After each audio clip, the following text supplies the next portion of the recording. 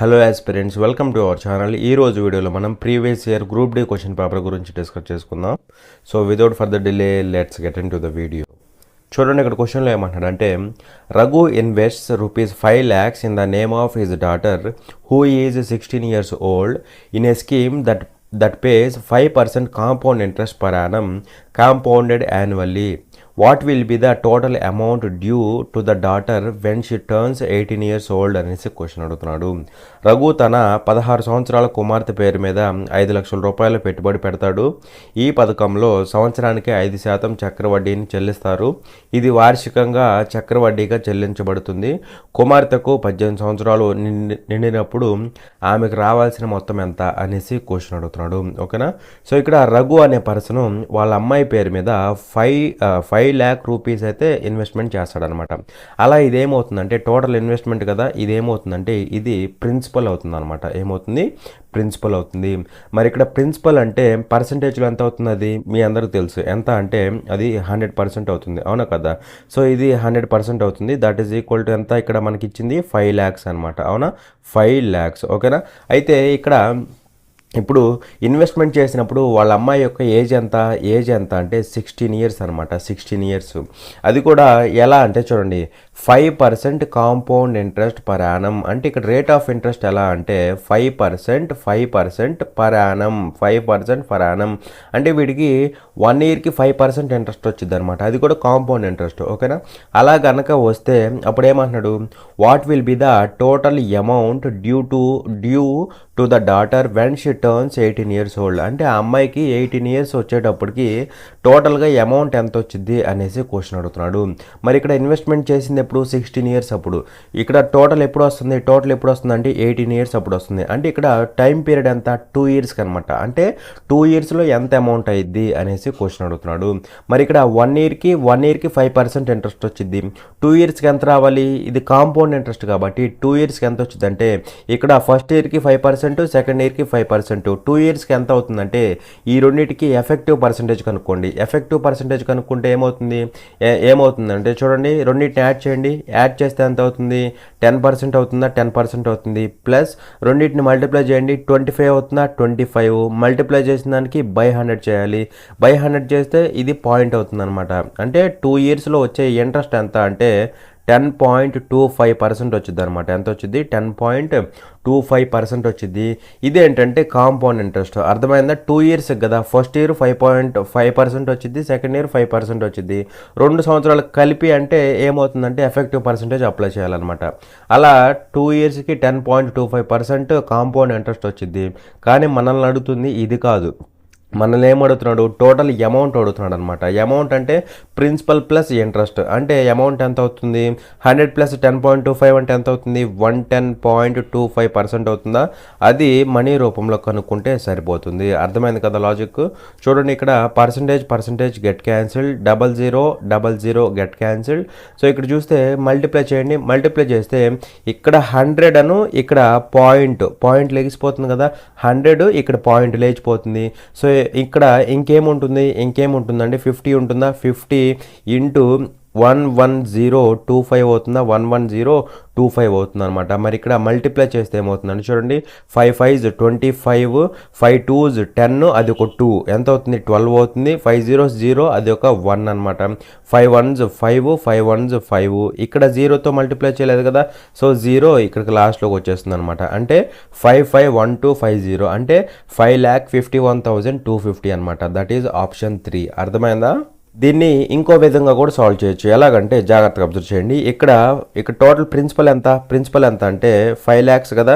5 lakhs అనమాట. అయితే first year ఎంత ఇంట్రెస్ట్ వచ్చింది? 5%. 5% అంటే ఫ్రాక్షన్లో ఏమవుతుందంటే 1/20 అవుతుందా? 1/20. ఇదేమో ప్రిన్సిపల్, ఇదేమో కాంపౌండ్ ఇంట్రెస్ట్. మనల్ని అడుగుతుంది ఏంటి అంటే అమౌంట్ అడుగుతున్నాడు. అమౌంట్ కాబట్టి మనం ఏం చేయాలి? Principal plus compound interest. ఈ కాంపౌండ్ ఇంట్రెస్ట్ని మనం యాడ్ చేయాలి ప్రిన్సిపల్కి. అవునా? కాబట్టి మనం ఏం చేస్తామంటే చూడండి, 1 yearకి ఏమవుతుందంటే వాల్యూ అనేది 20 ఉండాల్సింది 1 ఇంక్రీజ్ అయింది అంటే 21 అయింది. ఇది 1 ఇయర్కి. మళ్ళీ సెకండ్ ఇయర్ కూడా 5% వచ్చేది కదా, 1 ఇయర్కి 5% కదా. ఇదేమో ఫస్ట్ ఇయర్కి, ఇదేమో సెకండ్ ఇయర్కి. మళ్ళీ 5% అంటే మళ్ళీ అంతే అవుతుంది అనమాట. 1/20 అవుతుంది. మళ్ళీ యాడ్ చేస్తాం అంటే 20 ఉండాల్సింది 1 ఇంక్రీజ్ అయింది 21 అయింది. అలా టోటల్గా 2 ఇయర్స్కి అమౌంట్ ఏమవుతుందంటే ఇది అవుతుంది. ఓకేనా, ఇది సాల్వ్ చేసుకున్నా సరే మీకు ఇలా వస్తుంది. కానీ ఇక్కడ ఏంటంటే క్యాలిక్యులేషన్ కొద్దిగా టఫ్ ఉండిద్ది అనమాట. అంటే ఇది ఎంత అవుతుంది 441 ఇంటూ ఇక్కడ 0 ఇక్కడ 0 క్యాన్సిల్ అవుతుంది 4, మళ్ళీ ఇదంతా పెద్దగా అవుతుంది అనేసి నేను ఇలా సింపుల్గా చెప్పాను అనమాట. ఓకేనా, చూడండి ఇక్కడ క్వశ్చన్లో ఏమంటాడు అంటే express 0.13241 bar in the form p/q where p and q are integers and q not equal to 0 అనేసి క్వశ్చన్ అడుగుతున్నాడు. p మరియు q పూర్ణాంకాలు మరియు q నాట్ ఈక్వల్ టు 0 అయిన 0.13241 బార్ను p/q రూపంలో వ్యక్తపరచండి అనేసి క్వశ్చన్ అడుగుతున్నాడు. సింపుల్గా దీన్ని ఫ్రాక్షన్లో రాయమంటున్నాడు అనమాట. ఓకేనా, సో ఇక్కడ వాల్యూ ఏమి ఇచ్చాడంటే చూడండి 0.13241 బార్ అనమాట. ఓకేనా, సో దీన్ని ఫ్రాక్షన్లో కన్వర్ట్ చేయమంటున్నాడు. ఫస్ట్ మనం ఇలాంటి క్వశ్చన్స్కి ఏం చేస్తాం, పాయింట్ బార్ ఎత్తేసి నెంబర్ ఏదైతే ఉందో అది యాజ్ ఇట్ ఈజ్ రాసి చేయాలి. అవునా, మరి నెంబర్ ఏమవుతుంది పాయింట్ బార్ ఎత్తేస్తే 0.13241. 0.13241 అంటే సింపుల్గా 13241 అయిద్దా, 13241 అయింది. మైనస్ చేయాలి. ఏం మైనస్ చేయాలి, బార్ దేనికైతే లేదో ఆ నెంబర్ని మైనస్ చేయాలి. బార్ దేనికైతే లేదో ఆ నెంబర్ని మైనస్ చేయాలి. అంటే ఇక్కడ 013ని మైనస్ చేయాలి. ఓకేనా, 013 అంటే 13 కదా, 13 అనమాట. ఇది మైనస్ చేయాలి. డివైడెడ్ బై ఇప్పుడు డివైడెడ్ బై అంటే ఏం చేయాలి, పాయింట్ తర్వాత అది గుర్తు రావాలన్నమాట. పాయింట్ తర్వాత 3 డిజిట్స్కి బార్ ఉంది కాబట్టి 3 9s పెట్టు. అలాగే ఇక్కడ 2 డిజిట్స్కి బార్ లేదు కాబట్టి 2 zeros పెట్టు. 3 డిజిట్స్కి బార్ ఉంది, 3 9s పెట్టు. 2 డిజిట్స్కి బార్ లేదు, 2 zeros పెట్టు. పెడితే మనకి ఆన్సర్ అయిపోతుంది. మరి ఇక్కడ వాల్యూ ఏమవుతుందంటే చూడండి 132 41లోంచి 13 పోతే మనకి ఎంత అవుతుందంటే 28 అవుతుందా, 28 అనమాట. ఓకేనా, 28 డివైడెడ్ బై 99900 ఇక్కడ పైన కింద 4 క్యాన్సిల్ అవుతుంది అనమాట. ఎందుకంటే లాస్ట్ 2 డిజిట్స్ అంటే ఇక్కడ 28 అనేది 4 యొక్క మల్టిపుల్ అయినా కదా, కాబట్టి ఈ నెంబర్ మొత్తం 4 అనేది క్యాన్సిల్ చేస్తుంది అనమాట ఈ నెంబర్ మొత్తాన్ని. అదేవిధంగా లాస్ట్లో 2 zeros అంటే ఇక్కడ కూడా 4 క్యాన్సిల్ చేస్తుంది అనమాట. ఓకేనా, సో చూడండి ఇక్కడ ఏమవుతుందంటే 13లో 4 3 times పోతుంది, 1 మిగులుతుంది. 12 అవుతుందా అంటే మళ్ళీ 3 times పోతుంది. అవునా, అలాగే ఇక్కడ 2లో పోయిద్దా, 2లో పోదు కదా, 0 పెట్టు. 28 తీసుకోవచ్చు కదా, 7 అవుతుంది అనమాట. అంటే ఖచ్చితంగా పైన ఏం రావాలి మనకి 3307 రావాలి, 3307 రావాలి. మరి ఇక్కడ 3307 అంటే ఇదిగోండి ఆప్షన్ 4 అనమాట. ఇంకా దీంట్లో కూడా క్యాన్సిల్ చేయాల్సిన అవసరం లేదు. మీరు చేసుకున్నా సరే మనకి ఎంత వస్తుందంటే 24975 వస్తుంది అనమాట. ఓకేనా, సో అలా మనకి సింపుల్గా ఫ్రాక్షన్ ఏమవుతుందంటే 3307/24975 అవుతుంది అనమాట. That is option 4. ఓకేనా, చూడండి ఇక్కడ క్వశ్చన్లో ఏమంటాడంటే a dishonest dealer professes to sell his goods at a cost price but uses a false weight and thus gains 20%. For a kilogram he uses a weight of how many grams అనేసి question అడుగుతున్నాడు. ఒక నిజాయితీ లేని dealer తన వస్తువులను కొనుగోలు ధరకు అమ్ముతున్నట్లు చెప్పుకుంటాడు, కానీ తప్పుడు బరువును ఉపయోగిస్తాడు మరియు తద్వారా 20% లాభం పొందుతాడు. 1 కిలోగ్రాముకు అతను ఎన్ని గ్రాముల బరువును ఉపయోగిస్తాడు అనేసి క్వశ్చన్ అడుగుతున్నాడు. ఓకేనా, సో ఈ క్వశ్చన్ని నేను 2 డిఫరెంట్ వేస్లో చెప్తాను, జాగ్రత్తగా అబ్జర్వ్ చేయండి. ఓకేనా, సో ఫస్ట్ మెథడ్ ఏంటి అంటే డైరెక్ట్గా మనం ఇక్కడ ఫార్ములాని అయితే యూజ్ చేస్తాం అనమాట. ఫార్ములా ఏంటి అంటే ఇక్కడ మనకి ఏమి ఇచ్చాడు, గెయిన్ పర్సంటేజ్ కదా. So gain percentage is equal to true weight minus false weight divided by false weight into 100 అనమాట. పర్సంటేజ్ కదా, ఇంటూ 100 చేయాలి. ఓకేనా, ఇంటూ 100 చేయాలి. మరి ఇక్కడ చూస్తే గెయిన్ పర్సంటేజ్ ఎంత ఇచ్చాడు, 20%. సో ఇక్కడ మనం గెయిన్ పర్సంటేజ్ని ఎలా తీసుకోవాలి, 20గా తీసుకోవాలి. మళ్ళీ పర్సంటేజ్ అనేది తీసుకోకూడదు, పర్సంటేజ్ బదులు ఇక్కడ ఇంటూ 100 చేస్తాం అనమాట. ఓకేనా, సో ఇక్కడ ఏమంటాడు అంటే చూడండి ఇక్కడ ఏమన్నాడు, కిలోగ్రామ్కి వీడు ఎంత ఇస్తాడు అన్నాడు. వాడిచ్చేది ఏమవుతుంది, వాడిచ్చేది ఫాల్స్ వెయిట్ అవుతుంది. అవును కదా, వాడిచ్చేది ఈ డీలర్ ఇచ్చేది ఫాల్స్ వెయిట్ అవుతుంది. అది మనం కనుక్కోవాలన్నమాట. అంటే మనం కనుక్కోవాల్సింది ఫాల్స్ వెయిట్. అంటే ఇక్కడ ఇచ్చింది ఏమవుతుంది, ఇది ఖచ్చితంగా ట్రూ వెయిట్ అవుతుంది అనమాట. అర్థమైందా, ఇది ట్రూ వెయిట్ అవుతుంది. మనం కనుక్కోవాల్సింది ఫాల్స్ వెయిట్ అవుతుంది. అయితే ఫాల్స్ వెయిట్ ఎలా ఉంది, గ్రామ్స్లో ఉంది. అవునా కదా, అప్పుడు ట్రూ వెయిట్ను కూడా మనం గ్రామ్స్లో తీసుకోవాలి. మరి ఇక్కడ 1 కిలోగ్రామ్ అంటే ఎన్ని గ్రాములు అవుతుంది, 1000 గ్రామ్స్ అవుతుందా 1000 గ్రామ్స్ అవుతుంది అనమాట. మైనస్ ఫాల్స్ వెయిట్ మనకు తెలియదు, సో ఎఫ్ అని తీసుకో, divided by false weight into 100 కదా, ఇంటూ 100 అనమాట. అర్థమైంది కదా. సో ఇక్కడ నుంచి మనకి ఫాల్స్ వెయిట్ అయితే వస్తుందన్నమాట. సో ఇక్కడ ఏమవుతుందంటే 20 1 టైం పోతుంది, 20 ఇక్కడ 5 టైమ్స్ పోతుందా, 5 టైమ్స్ అనమాట. క్రాస్ మల్టిప్లై చేస్తే ఎఫ్ ఈక్వల్ టు ఏమవుతుంది, F equal to 5 into 1000 5000 minus ఏమవుతుంది 5F అవుతుందా, 5F అవుతుంది అనమాట. సో అది అటు వెళ్తే ఏమవుతుంది, టోటల్గా 6F అవుతుందా, 6F ఈక్వల్ టు 5000 అవుతుందా, 5000 అనమాట. 5000 that means F equal to ఏమవుతుంది, ఎఫ్ ఈక్వల్ టు 5000/6 అవుతుందా, 5000/6 అవుతుంది అనమాట. మరి ఇక్కడ క్యాన్సిల్ చేస్తే ఏమవుతుందంటే చూడండి, మరి ఇక్కడ క్యాన్సిల్ చేస్తే 6 ఒకసారి, 6 ఇక్కడ 50లో 6 8 సార్లు పోతుంది, 6 8 48. మళ్ళీ ఇదంతా చేయకూడదు, సింపుల్గా 8తో స్టార్ట్ అవ్వాలి. ఓకేనా. ఫాల్స్ వెయిట్ అనేది 8తో ఉండాలి, 8తో స్టార్ట్ అవ్వాలి. ఇదిగోండి ఆప్షన్ 3 అనమాట. మీరు చేసుకున్నా సరే 833.33 వచ్చింది అనమాట. 833.33. ఇదేంటంటే బై యూజింగ్ ఫార్ములా, ఈ ఫార్ములాని యూజ్ చేసి ఈ విధంగా చేయొచ్చు. చూడండి ఇక్కడ క్వశ్చన్లో ఏమంటాడంటే a retailer would have made a profit of 18% if he sold an article at its market price. If he allowed a discount of 10% on the market price, what would his actual profit on that article have been అనేసి question అడుగుతున్నాడు. ఒక retailer ఒక వస్తువును దాని గుర్తించిన ధరకు అమ్మితే 18% లాభం పొందేవాడు. అతను గుర్తించిన ధరపై 10% తగ్గింపును అనుమతిస్తే ఆ వస్తువుపై అతని వాస్తవ లాభం ఎంత అనేసి క్వశ్చన్ అడుగుతున్నాడు. ఓకేనా. సో ఇక్కడ ఏమంటాడు అంటే చూడండి, retailer would have made a profit of 18%. అంటే ఇక్కడ రిటైలర్కి 18% ప్రాఫిట్ వచ్చేది ఎప్పుడు, if he sold an article at its market price. అంటే వీడి గనక మార్కెట్ ప్రైస్ ఎంత ఉందో అంతకే అమ్మితే అంటే మార్కెట్ ప్రైస్ 10 రూపాయలు అనుకోండి, అదే 10 రూపాయలకి అమ్మాడు అనుకోండి, అప్పుడు వీడికి 18% ప్రాఫిట్ వచ్చేది అనమాట. మరి ఇక్కడ మార్కెట్ ప్రైస్ ఎంత ఉందో సెల్లింగ్ ప్రైస్ కూడా అంతే ఉందనే కదా మీనింగ్, అవునా కదా. మార్కెట్ ప్రైస్ ఎంత ఉందో అంతకు అమ్ముతున్నాడు కాబట్టి మార్కెట్ ప్రైస్ సెల్లింగ్ ప్రైస్ రెండు ఈక్వల్ అవుతాయి అనమాట. ఇలా కనుక ఈక్వల్ అయితే అప్పుడు ప్రాఫిట్ ఏమవుతుంది, 18% ప్రాఫిట్ అవుతుంది, అవునా కదా. మరి ఇక్కడ ప్రాఫిట్ పర్సంటేజ్ ఇచ్చినప్పుడు కాస్ట్ ప్రైస్కి సెల్లింగ్ ప్రైస్కి రేషియో కట్టచ్చు కదా.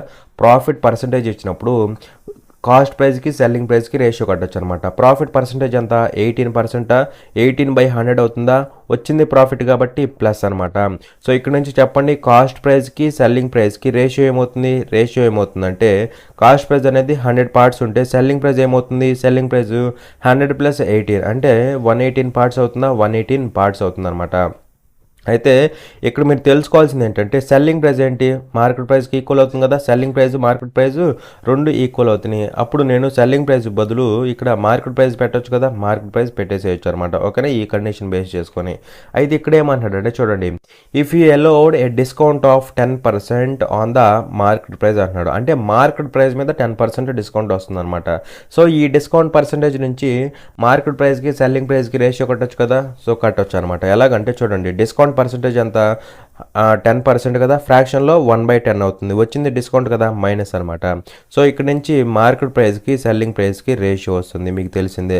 ఓకేనా. మార్కెట్ ప్రైస్ ఏమవుతుంది, 10 పార్ట్స్ అవుతుంది, అప్పుడు సెల్లింగ్ ప్రైస్ ఏమవ్వాలి, 10 మైనస్ డిస్కౌంట్ అంటే 10 - 1 అనమాట. అంటే ఇది సెల్లింగ్ ప్రైస్ అనేది 9 పార్ట్స్ అవుతుంది. అర్థమైందా.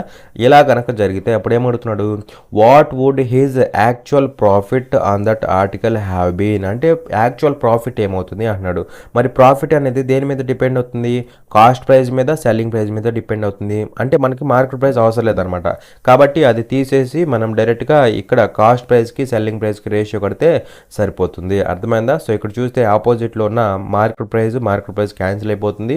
ఇక్కడ డైరెక్ట్గా కాస్ట్ ప్రైస్కి సెల్లింగ్ ప్రైస్కి రేషియో వస్తుంది అనమాట. సో రేషియో ఏమవుతుందండి చూడండి, ఇంకేం క్యాన్సిల్ చేయకుండా ఆపోజిట్లో. ఓకేనా. చూడండి ఇక్కడ ఏమవుతుంది, 100 × 10 ఎంత అవుతుంది, 1000 అవుతుందా, 1000 ఈస్టు 9 × 118 ఏమవుతుంది, 9 8 ఎంత, 9 8 72, 9 8 72 అనమాట.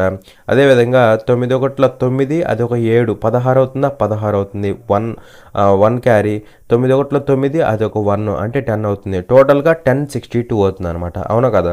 అయితే ఇక్కడ చూడండి, కాస్ట్ ప్రైస్ అనేది 1000 పార్ట్స్ ఉంది. సెల్లింగ్ ప్రైస్ అనేది 1062 పార్ట్స్ ఉంది. అంటే ఇక్కడ నుంచి ఇక్కడికి ప్రాఫిట్ ఎంత వచ్చినట్టు, ప్రాఫిట్ ఎంత వచ్చిందంటే 62 పార్ట్స్ వచ్చింది.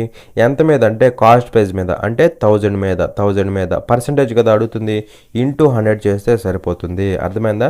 మరి ఇక్కడ చూస్తే ఏమవుతుందంటే 00 క్యాన్సిల్, 62/10 అంటే ఏమవుతుంది ప్రాఫిట్ పర్సంటేజ్ విల్ బి 6.2% అనమాట. ఓకేనా? ఇక్కడ ఈ కండిషన్ తీసుకున్నాం, అది వాడు ఇచ్చాడు కదా, ఈ కండిషన్ తీసుకొని ఇక్కడ యాక్చువల్గా మనకి కాస్ట్ ప్రైస్కి సెల్లింగ్ ప్రైస్కి రేషియో వచ్చింది. ఈ సెల్లింగ్ ప్రైస్ బదులు మనం మార్కెట్ ప్రైస్ సబ్స్టిట్యూట్ చేసామన్నమాట. ఓకేనా? చూడండి ఇక్కడ క్వశ్చన్లో ఏమంటాడంటే the following table shows the population of 6 different cities ABCDE and F, the ratio of males to females among them and the ratio of adults to children in the total population. Study the table and answer the question అనేసి అంటున్నాడు. కింది పట్టిక ABCDE మరియు F అనే 6 వేర్వేరు నగరాల జనాభా, వాటిలో పురుషులు మరియు స్త్రీల నిష్పత్తి మరియు మొత్తం జనాభాలో పెద్దలు మరియు పిల్లల నిష్పత్తిని చూపిస్తుంది. పట్టికను అధ్యయనం చేసి ప్రశ్నకు సమాధానం ఇవ్వండి అనేసి మనకి ఇక్కడ కొంత డేటా అయితే ఇచ్చాడనమాట. ఓకేనా? సో ఇక్కడ ఇవేంటంటే ఇవి సిటీస్ అనమాట, ABCDEF. ఓకేనా? అలాగే ఆ సిటీస్లో ఉన్న టోటల్ పాపులేషన్ ఇవన్నమాట. ఓకేనా? అలాగే మేల్స్కి ఫీమేల్స్కి రేషియో ఇవన్నమాట. ఓకేనా? అలాగే ఇక్కడ అడల్ట్ చిల్డ్రన్ యొక్క రేషియో ఇదనమాట. అయితే ఇక్కడ మీరు గుర్తుపెట్టుకోవాల్సింది ఏంటంటే చూడండి, ఇక్కడ ఏమంటున్నాడు ratio of adults to children in the total population అంటున్నాడు. అంటే టోటల్ పాపులేషన్లో అడల్ట్కి చిల్డ్రన్కి రేషియో అనమాట. ఇది టోటల్ పాపులేషన్లో అడల్ట్ ఎలా ఉంటారు, అదేవిధంగా చిల్డ్రన్ ఎలా ఉంటారు అనమాట. అది రేషియో. అంటే సింపుల్గా మీకు తెలియాల్సింది ఏంటి, అడల్ట్ చిల్డ్రన్ వీళ్ళిద్దరిని యాడ్ చేస్తే మనకి టోటల్ పాపులేషన్ వస్తుంది. అవునా కదా? ఎందుకంటే టోటల్ పాపులేషన్లో అడల్ట్స్ ఈ విధంగా ఉంటారు, అదేవిధంగా చిల్డ్రన్ ఈ విధంగా ఉంటారు. వీళ్ళందరినీ యాడ్ చేస్తే మనకి టోటల్ పాపులేషన్ వస్తుంది అనమాట. అది మీరు తెలుసుకోవాల్సిన మెయిన్ పాయింట్. ఓకేనా? అయితే ఈ డేటా ఇచ్చేసి మనల్ని ఏమడుతున్నాడు అంటే క్వశ్చన్ చూడండి, what is the difference between the total number of adults and the total number of children in city A అంటున్నాడు. నగరం ఏలో మొత్తం పెద్దల సంఖ్య మరియు మొత్తం పిల్లల సంఖ్య మధ్య తేడా ఏమిటి అనేసి క్వశ్చన్ అడుగుతున్నాడు. సో ఇక్కడ సిటీ ఏ అంటున్నాడు. సిటీ ఏ అంటే ఇదేనా కాదా, దీనికి సంబంధించిన టోటల్ పాపులేషన్ ఇదేనా కాదా. సో ఇందులో అడల్ట్స్కి చిల్డ్రన్కి మధ్య డిఫరెన్స్ ఎంత అంటున్నాడు. అడల్ట్కి చిల్డ్రన్కి మధ్య డిఫరెన్స్ ఎంత అంటున్నాడు. అడల్ట్ చిల్డ్రన్ అంటే ఇదిగోండి వీళ్ళేనే కదా. సో వీళ్ళ మధ్య డిఫరెన్స్ ఎంత అంటున్నాడు. మరి అడల్ట్ ఏమో 5 పార్ట్స్ ఉంటే చిల్డ్రన్ ఏమో 3 పార్ట్స్ ఉన్నారు. వాళ్ళిద్దరికి మధ్య డిఫరెన్స్ అంటే 2 పార్ట్స్ అయినా కదా. సో డిఫరెన్స్ అంటే 2 పార్ట్స్ అనమాట. సో ఈ 2 పార్ట్స్ వాల్యూ మనం ఇప్పుడు ఫైండ్ అవుట్ చేయాలి. అయితే ఇందాక చెప్పా అడల్ట్ చిల్డ్రన్ని యాడ్ చేస్తే టోటల్ పాపులేషన్కి ఈక్వల్ అయిద్దని చెప్పాను. అప్పుడు అడల్ట్ చిల్డ్రన్ యాడ్ చేస్తే ఎంత అవుతున్నారు అంటే 8 పార్ట్స్ అవుతున్నారా? యాడ్ చేస్తే 8 పార్ట్స్ అవుతున్నారు. ఆ 8 పార్ట్స్ వాల్యూ ఏమవుతుంది, ఆ టోటల్ పాపులేషన్కి ఈక్వల్ అవుతుంది. ఆ సిటీలో ఉన్న టోటల్ పాపులేషన్కి ఆ వాల్యూ ఎంత అంటే 410400. అవునా కదా? మనం కనుక్కోవాల్సింది డిఫరెన్స్ అంటే 2 పార్ట్స్ అనమాట. ఓకేనా? మరి ఇక్కడ చూస్తే ఏమవుతుందంటే చూడండి, ఇక్కడ ఇది క్యాన్సిల్ అవుతుంది. 2 1 టైము, 2 ఇక్కడ 4 టైమ్సా, 4 1 టైము, 4 ఇక్కడ ఎన్ని టైమ్స్, 4లో 1 టైం పోతుంది, 1లో పోదు, 0 పెట్టేసాయి. 10 తీసుకుంటే 4 2s 8, 2 మిగులుతుందా, 24 అవుతుందా, 4 6 24, పక్కనే 00 అంటే ఎన్ని టైమ్స్ పోతుంది అంటే 1,02,600, 1,02,600 అనమాట. ఓకేనా? సో అలా మనకి 1,02,600 అంటే ఎక్కడుంది, ఇదిగోండి ఆప్షన్ ఏ అనమాట. ఓకేనా? చూడండి ఇక్కడ క్వశ్చన్లో ఏమంటాడంటే which of the following numbers will replace the question mark in the given series అనేసి క్వశ్చన్ అడుగుతున్నాడు. ఇచ్చిన శ్రేణిలోని ప్రశ్న గుర్తు స్థానంలో కింది సంఖ్యలలో ఏది ఉంటుంది అనేసి మనకి ఒక సిరీస్ అయితే ఇచ్చాడనమాట. ఆ సిరీస్ ఏంటి అంటే ఇదనమాట. ఓకేనా? అయితే ఈ సిరీస్ ఇచ్చేసి ఇక్కడ క్వశ్చన్ మార్క్ ప్లేస్లో ఏమొస్తుంది అనేసి అడుగుతున్నాడు. సో యాజ్ యూజువల్గా మనం డిఫరెన్స్ చెక్ చేస్తాం కదా ఫస్ట్. సో డిఫరెన్స్ చూడండి, డిఫరెన్స్ ఏమవుతుందంటే చూడండి 7 అనేది 18 అయింది. అంటే ఎంత ఇంక్రీజ్ అవుతుంది అంటే 11 ఇంక్రీజ్ అవుతుందా 11 అనమాట. సో ఇక్కడ డిఫరెన్స్ ఎంత అంటే ఎంత ఇంక్రీజ్ అవుతుంది 16 ఇంక్రీజ్ అవుతుందా 16 అనమాట. మళ్ళీ ఇక్కడ డిఫరెన్స్ చూడండి, డిఫరెన్స్ చూస్తే ఇక్కడ ఎంత అవుతుంది 38 అవుతుందా 38 అనమాట డిఫరెన్స్ అనేది, అవునా కదా 38 అవుతుంది. ఇక్కడ డిఫరెన్స్ తీసుకోండి, ఇక్కడ డిఫరెన్స్ ఎంత 70 అనమాట, అవునా. అలాగే మళ్ళీ ఇక్కడ డిఫరెన్స్ తీసుకోండి, ఇక్కడ డిఫరెన్స్ ఎంత అవుతుంది 5 అవుతుందా 5 అవుతుంది అనమాట. ఇక్కడ డిఫరెన్స్ ఎంత అంటే డిఫరెన్స్ ఎంత 22 అవుతుందా 22 అవుతుంది అనమాట 22. ఇక్కడ డిఫరెన్స్ ఎంత అంటే 32 అనమాట. అంటే మళ్ళీ డిఫరెన్స్లు తీసుకుంటే మనకి రాట్ల ఒక ప్యాటర్న్ అనేది రాట్ల. మళ్ళీ ఇక్కడ తీసుకొని కావాలంటే డిఫరెన్స్ ఎంత 17, ఇక్కడ డిఫరెన్స్ ఎంత 10. అంటే ఒక ప్యాటర్న్ అనేది డిఫరెన్స్లు తీసుకున్నప్పుడు రావట్లేదు అనమాట. అప్పుడు మనం ఇంకొక వేలో అయితే ఆలోచించాలి. ఇంకో వే ఎలా ఉంటుందంటే ఫర్ ఎగ్జాంపుల్ ఇక్కడ చూడండి, ఇప్పుడు నేను 18 తీసుకుంటే దాని ముందు నెంబర్కి దీనికి దగ్గర పోలికలు ఉన్నాయి చూడండి. ఇప్పుడు 7ని డబల్ చేయండి, 7ని డబల్ చేస్తే ఎంత వస్తుంది దగ్గరగా 14 అలా వస్తుంది. దానికి 4 యాడ్ చేస్తే 18 వచ్చిద్ది. ఇక్కడ చూడండి, ఇక్కడ 18ని డబల్ చేస్తే దీనికి దగ్గరికి వస్తుంది, అవును కదా. 18ని డబల్ చేస్తే దీనికి దగ్గరికి వస్తుంది 34కి. అంటే 18కి డబల్ అంటే 36 అని కదా, అంటే దగ్గర దీనికి డబల్ ఉందన్నమాట. ఇక్కడ కూడా 7ని డబల్ చేస్తే 14 దీనికి దగ్గరకు ఉంది. దీన్ని కూడా డబల్ చేసినప్పుడు దీనికి దగ్గరకు ఉంది, దీన్ని కూడా డబల్ చేసినప్పుడు దీనికి దగ్గరకు ఉంది, దీన్ని డబల్ చేసినప్పుడు దీనికి దగ్గరకు ఉంది. అంటే డబల్ చేసి సంథింగ్ ఏదో చేయాలన్నమాట. అది ఇక్కడ ఫాలో అవ్వాల్సిన ప్యాటర్న్, ఓకేనా. మరి ఇక్కడ 18ని డబల్ చేయండి, 18ని డబల్ చేస్తే మనకేమవుతుంది 36 అవుతుందా 36 అవుతుంది. మరి 34 రావాలంటే ఏం చేయాలి -2 చేయాలి, అవునా కదా. సో ఇక్కడ నెక్స్ట్ చూడండి, ఇక్కడ ఏం చేస్తాం 34కి డబల్ చేయండి, 34కి డబల్ చేస్తే ఎంత అవుతుంది అంటే 68 అవుతుందా. మనకు కావాల్సింది 72, అంటే +4 చేయాలి. అంటే డబల్ చేసి +4 చేస్తున్నాం. పై వాటికి డబల్ చేసి +4 చేస్తున్నాం.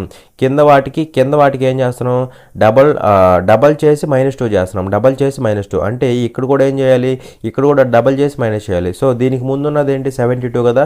సో 72కి డబల్ చేసి -2 చేస్తే 142 వచ్చి చూడండి. ఇదంతా 144 -2 142 అవుతుందా, సరిపోతుంది. మరి ఇక్కడ మనం ఏం చేయాలి, ఇక్కడ ఉన్న నెంబర్ రావాలంటే ఏం చేయాలి, దాని ముందున్న దాన్ని డబల్ చేసి పైన ఉంది కాబట్టి ఏం చేయాలి +4 చేయాలి. పైన ఉంది కాబట్టి +4 చేయాలన్నమాట, అవునా. మరి 142ని డబల్ చేయండి, డబల్ చేసి ఏం చేయాలి 4 యాడ్ చేయాలన్నమాట. 4 యాడ్ చేయాలి. కింద వాటికేమో డబల్ చేసి -2 యాడ్ చేసాం, పై వాటికేమో ఏం చేసాం +4 యాడ్ చేసాం అనమాట, ఓకేనా. సో ఇక్కడ ఏమవుతుంది 284 అవుతుందా 284 +4 అనమాట. 284 +4 అంటే వాల్యూ ఎంత అవుతుంది 288 అవుతుందా 288 అవుతుంది అనమాట. అలా సింపుల్గా ఇక్కడ వచ్చే వాల్యూ ఏమవుతుంది అంటే 288 అవుతుంది. అర్థమైందా, 288 అనేది మనకి ఆన్సర్ అవుతుంది. చూడండి ఇక్కడ క్వశ్చన్లో ఏమంటాడంటే for a given data if mean and mode are 42 and 60 respectively then find the median of the data using empirical relation అనేసి క్వశ్చన్ అడుగుతున్నాడు. ఇచ్చిన డేటాకు సగటు మరియు బాహుళకం వరుసగా 42 మరియు 60 అయితే అనుభావిక సంబంధాన్ని ఉపయోగించి డేటా యొక్క మధ్యగతాన్ని కనుగొనండి అనేసి క్వశ్చన్ అడుగుతున్నాడు. సో ఇక్కడ ఏమి ఇచ్చాడు, డేటా యొక్క మీను అదేవిధంగా మోడ్ ఇచ్చాడు. ఏమంటున్నాడు 42 and 60 రెస్పెక్టివ్లీ అంటున్నాడు. అంటే మీన్ వచ్చేసి 42, మోడ్ వచ్చేసి 60 అనమాట, ఓకేనా. సో ఈ రెండు ఇచ్చేసి మనల్ని ఏం కనుక్కోమంటున్నాడు మీడియన్ని ఫైండ్ అవుట్ చేయమంటున్నాడు, ఓకేనా. మీడియన్ని ఫైండ్ అవుట్ చేయమంటున్నాడు. మరి ఇక్కడ చూస్తే ఈ మూడింటికి ఒక రిలేషన్ ఉంది కదా, మీను మీడియన్ మోడ్కి ఒక రిలేషన్ ఉందన్నమాట. ఏంటి రిలేషన్ అంటే చూడండి మనందరికి తెలిసిందే mode equal to 3 median -2 mean 3 median -2 mean అనమాట, ఓకేనా. సో ఇది ఈ మూడింటికి ఉన్న రిలేషన్. మనల్ని అడుగుతుంది ఏంటి అంటే మీడియన్ని ఫైండ్ అవుట్ చేయమంటున్నాడు. ఫర్ ఎగ్జాంపుల్ x అనుకుంటే ఈ x వాల్యూ ఫైండ్ అవుట్ చేయాలన్నమాట, ఓకేనా. సో ఇక్కడ మోడ్ ఎంత అంటే 60 కదా. So 60 equal to 3x -2 into mean అంటే ఎంత, మీన్ అంటే 42 కదా. సో 2 × 42 అనమాట. సో ఇక్కడ చూస్తే మనకి 3x ఈక్వల్ టు ఏమవుతుంది, ఇది వస్తే 60 + 2 × 42 అంటే 84 అవుతుందా 84. అంటే సింపుల్గా వాల్యూ ఏమవుతుంది 144 అవుతుందా 144 అనమాట. సో ఇక్కడ ఫైనల్గా మనకి ఎక్స్ వాల్యూ ఏమవుతుందంటే 144/3 అవుతుందా 3 అవుతుంది అనమాట. మరి ఇక్కడ క్యాన్సిల్ చేస్తే ఏమవుతుంది 3 1 టైము 3 ఇక్కడ 3 4 12 2 మిగులుతుంది 24 3 8 24 అనమాట. అలా ఎక్స్ వాల్యూ ఎంత అవుతుంది అంటే 48 అవుతుంది. ఎక్స్ అంటే సింపుల్గా మీడియన్ కదా. సో మీడియన్ ఎంత అంటే 48 అనమాట, ఓకేనా. చూడండి ఇక్కడ క్వశ్చన్లో ఏమంటాడు అంటే the following bar graph gives the information on the number of students who appeared qualified and failed in a bank PO exam in different years. Study the graph and answer the question అనేసి అంటున్నాడు. కింది bar graph వివిధ సంవత్సరాల్లో bank PO పరీక్షకు హాజరైన, అర్హత సాధించిన మరియు విఫలమైన విద్యార్థుల సంఖ్య గురించి సమాచారాన్ని ఇస్తుంది. గ్రాఫ్ను అధ్యయనం చేసి ప్రశ్నకు సమాధానం ఇవ్వండి అనేసి మనకి ఇక్కడ కొంత డేటా అయితే ఇచ్చాడు అనమాట. సో ఇక్కడ ఈ డేటా ఏంటంటే చూడండి జాగ్రత్తగా, ఇక్కడ బ్లూ కలర్ బాక్సెస్ ఏవైతే ఉన్నాయో అవన్నీ కూడా అపియర్ అయిన వాళ్ళకి సంబంధించిన డేటా అనమాట. అంటే ఎగ్జామ్కి ఎంతమంది అయితే అపియర్ అయ్యారో వాళ్ళకి సంబంధించిన డేటా. అదేవిధంగా ఆరెంజ్ కలర్లో ఉన్నాయి చూసారా, అవి ఏంటంటే ఎంతమంది అయితే క్వాలిఫై అయ్యారో, క్వాలిఫైడ్ గురించి చెప్పే డేటా అనమాట. ఓకేనా, ఎంతమంది అయితే క్వాలిఫై అయ్యారో దాని గురించి చెప్పే డేటా. అలాగే ఇక్కడ గ్రే కలర్ బాక్సెస్ ఏవైతే ఉన్నాయో అవన్నీ ఏంటంటే ఫెయిల్ అయిన వాళ్ళ గురించి చెప్పే డేటా అనమాట. ఓకేనా, అంటే సింపుల్గా చెప్పాలంటే ఇక్కడ మీకు 2013లో అపీర్ అయిన వాళ్ళు ఎంతమంది, అపీర్ అయిన వాళ్ళు ఎంతమంది అంటే 54 అనమాట. ఓకేనా, అలాగే క్వాలిఫై అయిన వాళ్ళు ఎంతమంది అంటే, క్వాలిఫై అయిన వాళ్ళు ఎంతమంది అంటే 134 అనమాట. అయితే ఇక్కడ ఈ డేటా అనేది హండ్రెడ్స్లో ఉందన్నమాట, హండ్రెడ్స్లో ఉంది. ఓకేనా, ఏదైనా సరే మనం 134 అలా చెప్పుకుంటాం అనమాట. అలాగే ఫెయిల్ అయిన వాళ్ళు ఎంతమంది అంటే 34 మెంబర్స్ అనమాట. అర్థమైంది కదా డేటా. సో ఈ డేటా ఇచ్చేసి మనకి ఇక్కడ ఒక క్వశ్చన్ అయితే ఇచ్చాడు అనమాట. సో ఆ క్వశ్చన్ ఏంటి అంటే జాగ్రత్తగా చూడండి. ఇక్కడ ఏమంటున్నాడు, by what percentage is the average number of students who failed in the given 5 years more than the number of students who failed in 2017 అంటున్నాడు. అంటే ఈ 5 సంవత్సరాలలో విఫలమైన విద్యార్థుల సగటు సంఖ్య 2017లో విఫలమైన విద్యార్థుల సంఖ్య కంటే ఎంత శాతం ఎక్కువ అనేసి క్వశ్చన్ అడుగుతున్నాడు. ఇక్కడ ఈ సెంటెన్స్ చూసి మనం ఆన్సర్ చేయలేం. సింపుల్గా మనం ఏం చేయాలంటే వీటికి సంబంధించిన వాల్యూస్ ఉంటాయి కదా, అవి తీసుకున్నాం అనుకోండి, అప్పుడు సింపుల్గా ఆన్సర్ వస్తుంది అనమాట. చూడండి ఆ వాల్యూస్ ఏంటి అంటే చూడండి, ఇక్కడ ఏమన్నాడు, average number of students who failed in the given 5 years. అంటే 5 ఇయర్స్లో ఫెయిల్ అయిన వాళ్ళ యొక్క యావరేజ్ అనమాట. 5 ఇయర్స్లో ఫెయిల్ అయిన వాళ్ళ యావరేజ్ అనమాట. మరి ఇక్కడ 5 ఇయర్స్లో ఫెయిల్ అయిన వాళ్ళు అంటే, ఫెయిల్ అంటే గ్రే కలర్ బాక్సెస్ కదా, సో 5 ఇయర్స్కి తీసుకోవాలన్నమాట. ఈ 5 ఇయర్స్కి తీసుకోవాలి, వాళ్ళ యొక్క యావరేజ్ కనుక్కోవాలన్నమాట సింపుల్గా. ఓకేనా, మరి ఇక్కడ ఫెయిల్ అయిన వాళ్ళు అంటే వీళ్ళేనా కదా, వీళ్ళు అనమాట. అవునా, సో వీళ్ళ యొక్క యావరేజ్ అనమాట 5 ఇయర్స్కి. మరి మొత్తం యాడ్ చేయండి, యాడ్ చేస్తే ఎంత అవుతుందో చూడండి. ఇక్కడ 34, తర్వాత వచ్చేసరికి 140 తర్వాత 210 తర్వాత వచ్చేసరికి 280 తర్వాత 160. మొత్తాన్ని యాడ్ చేస్తే ఎంత అవుతుందండి చూడండి. యాడ్ చేస్తే ఇక్కడ 4 అవుతుంది, 4 తర్వాత 3 4 7 1 8 8 16 6 22 కదా, 2 ఇక్కడ తీసుకో, 2 1 3 5 7 8. అంటే టోటల్ సమ్ ఎంత అవుతుందంటే ఈ 5 years యొక్క సమ్ ఎంత అవుతుందంటే సమ్ 824 అవుతుంది. ఎంత అవుతుంది, 824. కానీ మనకు కావాల్సింది ఏంటి, 5 years యొక్క యావరేజ్ కావాలి. యావరేజ్ కావాలంటే బై 5 చేయాలి కదా, బై 5 చేయాలన్నమాట. అలా ఇక్కడ యావరేజ్ ఏమవుతుంది అంటే చూడండి, యావరేజ్ ఏమవుతుందంటే 5 ఇక్కడ 8లో 1 టైం పోతుంది, 3 మిగులుతుంది, 32 అవుతుంది. 5 అనేది 30లో ఎన్ని టైమ్స్ పోతుంది, 6 టైమ్స్ పోతుంది. ఇంకా 2 మిగులుతుందా, 24 అవుతుంది. అంటే 5 అనేది 4 టైమ్స్ పోతుందా, 20 పోతుంది అనమాట. అంటే ఇంకా 4 ఉంటుంది, పాయింట్ పెడితే 40 అవుతుంది. అంటే 8 టైమ్స్ పోతుంది అనమాట. అలా ఇక్కడ యావరేజ్ ఎంత అవుతుందంటే యావరేజ్ అనేది 164.8 అవుతుంది అనమాట. ఓకేనా, సో అలా 164.8. అలాగే ఇక్కడ ఏమంటున్నాడు, number of students who failed in 2017. So 2017లో ఫెయిల్ అయిన వాళ్ళు, 2017లో ఫెయిల్ అయిన వాళ్ళు అంటే మళ్ళీ గ్రే కలర్ అనమాట. 2017లో ఫెయిల్ అయిన వాళ్ళు ఎంతమంది అంటే 160 మెంబర్స్ అయినా కదా, 160 మెంబర్స్ అనమాట.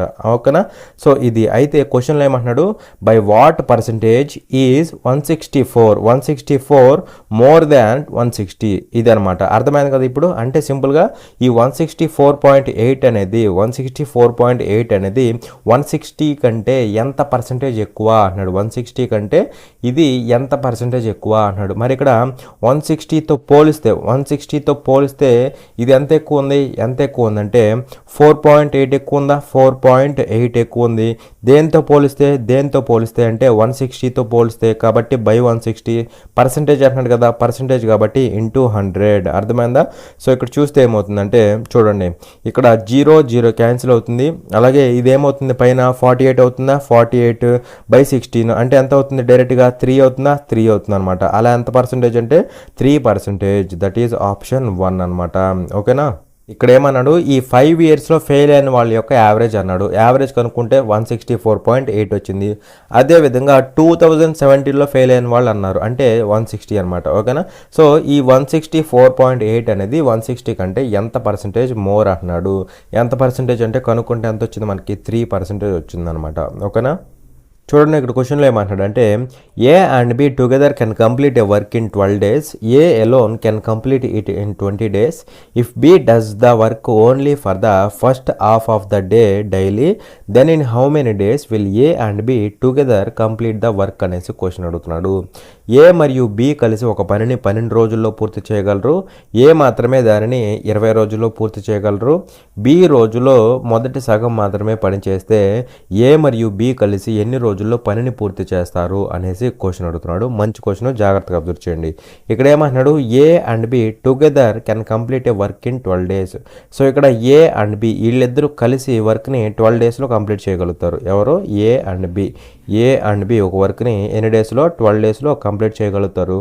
అండ్ అలాగే ఇక్కడేమంటున్నాడు అంటే, A alone can complete it in 20 days. So ఇక్కడ ఏ ఒక్కడే అయితే ఈ వర్క్ని ఎన్ని డేస్లో కంప్లీట్ చేస్తాడు, 20 daysలో కంప్లీట్ చేస్తాడు. అవునా. అయితే ఇక్కడ ఒక కండిషన్ ఇచ్చేసి మనల్ని క్వశ్చన్ అడుగుతున్నాడు అనమాట. ఏంటి ఆ కండిషన్ అంటే చూడండి, B does the work only for the first half of the day daily అంటున్నాడు. అంటే వీడు రోజు మొత్తంలో ఫస్ట్ హాఫ్ మాత్రమే చేస్తాడు అనమాట. ప్రతిరోజు కూడా వీడు ఏం చేస్తున్నాడు అంటే రోజు మొత్తం వర్క్ చేయాలి, కానీ వీడు అలా చేయట్లా. అలా చేయకుండా వీడేం చేస్తున్నాడు అంటే ఫస్ట్ హాఫ్ మాత్రమే వర్క్ చేస్తున్నాడు అనమాట. అంటే పూర్తి రోజు మొత్తం వర్క్ చేయట్లా, హాఫ్ డేనే వర్క్ చేస్తున్నాడు. అలా డైలీ చేస్తున్నాడు అనమాట. రోజు హాఫ్ డేనే వర్క్ చేస్తున్నాడు. అలా గనక చేస్తే అప్పుడు ఏమంటున్నాడు, in how many days will A and B together complete the work అంటున్నాడు. సో ఇలా గనక వర్క్ చేస్తే ఏ అండ్ బి వీళ్ళిద్దరూ ఎన్ని డేస్లో వర్క్ని కంప్లీట్ చేస్తారు అనేసి క్వశ్చన్ అడుగుతున్నాడు. ఓకేనా. మరి ఇక్కడ బి అనేవాడు రోజు ఎలా వర్క్ చేస్తున్నాడు అంటే వీడు ఓన్లీ హాఫ్ డేనే వర్క్ చేస్తున్నాడు. కాబట్టి ఇక్కడ బి ఇంటూ హాఫ్ చేయాలన్నమాట. బి ఇంటూ హాఫ్ అంటే b/2 చేయాలన్నమాట. ఓకేనా. b/2 అవుతుంది అనమాట. బి ఇంటూ హాఫ్ చేయాలి, ఎందుకంటే ఇక్కడ హాఫ్ కదా. సో అందుకే ఇక్కడ కూడా హాఫ్ చేయాలి. ఎలా గనక చేస్తే అప్పుడు నెంబర్ ఆఫ్ డేస్ ఎన్ని అంటున్నాడు. అర్థమైంది కదా. సో ఇప్పుడు చూడండి జాగ్రత్తగా, ఇక్కడ టోటల్ వర్క్ ఏమవుతుంది అంటే చూడండి, ఈ రెండింటి యొక్క ఎల్సిఎం అవుతుంది. మరి ఈ రెండింటికి ఎల్సిఎం ఎంత, 60 అని కదా. సో 60 అనేది టోటల్ వర్క్ అవుతుంది. ఇప్పుడు ఎఫిషియన్సీలు ఎలా ఉంటాయి అంటే ఇక్కడ చూడండి, 60/12 ఎంత అవుతుంది, 5 అవుతుందా, 5 అవుతుంది. 60/20 ఎంత అవుతుంది, 3 అవుతుందా, 3 అవుతుంది అనమాట. మరి ఇక్కడ చెప్పండి, ఏ యొక్క ఎఫిషియన్సీ ఎంత, 3. ఏబిది కలిస్తే 5 అవ్వాలి. ఏ యొక్క ఎఫిషియన్సీ 3, ఏబిది కలిస్తే 5 అవ్వాలి. అంటే బి యొక్క ఎఫిషియన్సీ 2 అవుతుంది. సో అయితే వీళ్ళిద్దరూ వెళ్ళి ఈ వర్క్ని చేయాలంటే నెంబర్ ఆఫ్ డేస్ ఎన్ని అనేసి క్వశ్చన్ అడుగుతున్నాడు. సో డేస్ అడుగుతున్నాడు కాబట్టి మనం ఏం చేయాలి, చేయాల్సిన వర్క్ బై వీళ్ళ యొక్క ఎఫిషియన్సీ అంటే వీళ్ళ యొక్క ఎఫిషియన్సీ అనమాట. ఓకేనా. మరి ఇక్కడ చెప్పండి, ఏ యొక్క ఎఫిషియన్సీ 3, బి యొక్క ఎఫిషియన్సీ 2, కానీ మనకి ఇక్కడ ఉంది b/2 కాబట్టి 2/2 చేయాలన్నమాట. అలా టోటల్ ఎఫిషియన్సీ ఏమవుతుంది వీళ్ళందరిది ఎంత అవుతుందంటే 3 + 1 4 అవుతుందా, 4 అవుతుంది అనమాట. సో చేయాల్సిన వర్క్ బై ఎఫిషియన్సీ వేస్తే డేస్ వస్తాయి. అర్థమైందా. సో ఇక్కడ చూస్తే మనకి 60 బై ఎఫిషియన్సీ అంటే 4. సో ఎన్ని డేస్ అవుతాయి అంటే 15 డేస్ అవుతాయి అనమాట. అలా మనకి 15 డేస్ అనేది ఆన్సర్ అవుతుంది. ఇక్కడ బి అనేవాడు హాఫ్ ఆఫ్ ద డేనే వర్క్ చేస్తున్నాడు. ప్రతిరోజు కూడా ఈడేం చేస్తున్నాడు అంటే ఓన్లీ హాఫ్ డేనే వర్క్ చేస్తున్నాడు అనమాట. ఓకేనా. అలా చేస్తే ఎన్ని డేస్ అన్నాడు. అప్పుడు ఏం చేయాలి, హాఫ్ ఆఫ్ ద డేనే వర్క్ చేస్తున్నాడు కాబట్టి ఆ హాఫ్ పెట్టి బిని మల్టిప్లై చేయాలి. చేస్తే ఏమవుతుంది, బి ఇంటూ 1/2 అంటే b/2 అయిపోయింది కదా. సో అదే మనం ఇక్కడ చేసామన్నమాట. సో ఎఫిషియన్సీ కూడా ఏమవుతుంది, 2/2 అవుతుంది అనమాట. ఏది 3, బీదేమో 2, కానీ ఇక్కడ మనకి b/2 ఉంది కాబట్టి 2/2 చేసామన్నమాట. అర్థమైందా. ఒకవేళ ఇక్కడ 1/3 డే వర్క్ చేస్తున్నాడంటే ఇంటూ 1/3 చేస్తాం, అప్పుడు b/3 అద్ది అనమాట. ఏదంటే అది ఇక్కడ చేస్తామన్నమాట. ఓకేనా. చూడండి ఇక్కడ క్వశ్చన్లో ఏమంటాడు అంటే, find the measure of each exterior angle of a regular octagon అనేసి క్వశ్చన్ అడుగుతున్నాడు. ఒక సాధారణ అష్టభుజి యొక్క ప్రతి బాహ్య కోణం యొక్క విలువను కనుగొనండి అనేసి క్వశ్చన్ అడుగుతున్నాడు. ఇక్కడ ఏమడుగుతున్నాడు అంటే find the measure of each exterior angle of a regular octagon అంటున్నాడు. ఆక్టగాన్ అంటే నంబర్ ఆఫ్ సైడ్స్ ఉంటాయి కదా, నంబర్ ఆఫ్ సైడ్స్ ఎన్ని ఉంటాయి, నంబర్ ఆఫ్ సైడ్స్ ఎన్ని ఉంటాయి అంటే మనకి ఆక్టగాన్ అంటే 820 అనమాట. ఇక్కడ ఎక్స్టీరియర్ యాంగిల్ ఉంది, అలాగే నంబర్ ఆఫ్ సైడ్స్ ఉన్నాయి. మరి ఈ రెండింటికి ఒక రిలేషన్ ఉంది కదా, ఆ రిలేషన్ యూజ్ చేస్తే మనకి ఎక్స్టీరియర్ యాంగిల్ అయితే వస్తుందన్నమాట. సో ఏంటంటే చూడండి, రిలేషన్ ఏంటంటే number of sides is equal to 360 degrees by exterior angle. Number of sides equal to 360 degrees by exterior angle అనమాట. ఓకేనా. సో ఇక్కడ ఇది తీసుకెళ్తే మనకు కావాల్సిన ఎక్స్టీరియర్ యాంగిల్ కదా, సో దీన్ని బట్టి exterior angle is equal to 360 degrees by number of sides అనమాట. ఏదైనా ఒకే రిలేషన్. ఓకేనా. సో ఇక్కడ చూడండి, ఇక్కడ సబ్స్టిట్యూట్ చేస్తే ఏమవుతుంది, 360 degrees డివైడెడ్ బై n అంటే 8 కదా, నెంబర్ ఆఫ్ సైడ్స్ ఆక్టగన్ కాబట్టి. సో క్యాన్సిల్ చేస్తే ఏమవుతుందండి చూడండి, ఇక్కడ 8 4 32, ఇంకెంత మిగులుతుంది, 4 మిగులుతుంది, 40 అవుతుంది. 40 అంటే 8 5 40 అనమాట. అలా ఎక్స్టీరియర్ యాంగిల్ ఎంత అవుతుంది, 45 degrees అవుతుంది. దట్ ఈజ్ ఆప్షన్ 3 అనమాట. ఓకేనా. ఈ రెండు ఇంపార్టెంట్ రిలేషన్స్. చూడండి, ఇక్కడ క్వశ్చన్లో ఏమన్నాడు అంటే find the surface area of a sphere with diameter 1/2 centimetre అనేసి క్వశ్చన్ అడుగుతున్నాడు. వ్యాసం 1/2 సెంటీమీటర్ కలిగిన గోళం యొక్క ఉపరితల వైశాల్యాన్ని కనుగొనండి అనేసి క్వశ్చన్ అడుగుతున్నాడు. ఓకేనా. సో ఇక్కడ మనల్ని ఏం కనుక్కోమంటున్నాడు, surface area of a sphere. So sphere యొక్క సర్ఫేస్ ఏరియాని ఫైండ్ అవుట్ చేయమంటున్నాడు. దానికోసం మనకేమి ఇచ్చాడు, డయామీటర్ ఇచ్చాడు అనమాట. ఓకేనా. సో ఇక్కడ స్పియర్ యొక్క సర్ఫేస్ ఏరియా అంటే ఏమవుతుందంటే 4πr² అవుతుంది. అవునా కదా, 4πr² అవుతుంది. అయితే ఇక్కడ ఆర్ మనకి తెలియాలి అనమాట, రేడియస్. కానీ ఇక్కడ మనకేమి ఇచ్చాడు, డయామీటర్ ఇచ్చాడు. అవునా. మరి డయామీటర్ అంటే 2 times ఆఫ్ రేడియస్ కదా, 2 times ఆఫ్ రేడియస్. అది ఎంత, 1/2 సెంటీమీటర్ కదా, 1/2 సెంటీమీటర్. అప్పుడు రేడియస్ ఏమవుతుంది, రేడియస్ అనేది ఏమవుతుంది అంటే 1/4 సెంటీమీటర్ అవుతుందా, 1/4 సెంటీమీటర్ అవుతుంది అనమాట. మరి అప్పుడు మనకు కావాల్సింది ఇది కదా. సో ఇది దేనికి ఈక్వల్ అవుతుంది అంటే 4π ఇంటూ పైగానే వదిలేసాడు, పైగానే వదిలేసాడు. ఓకేనా.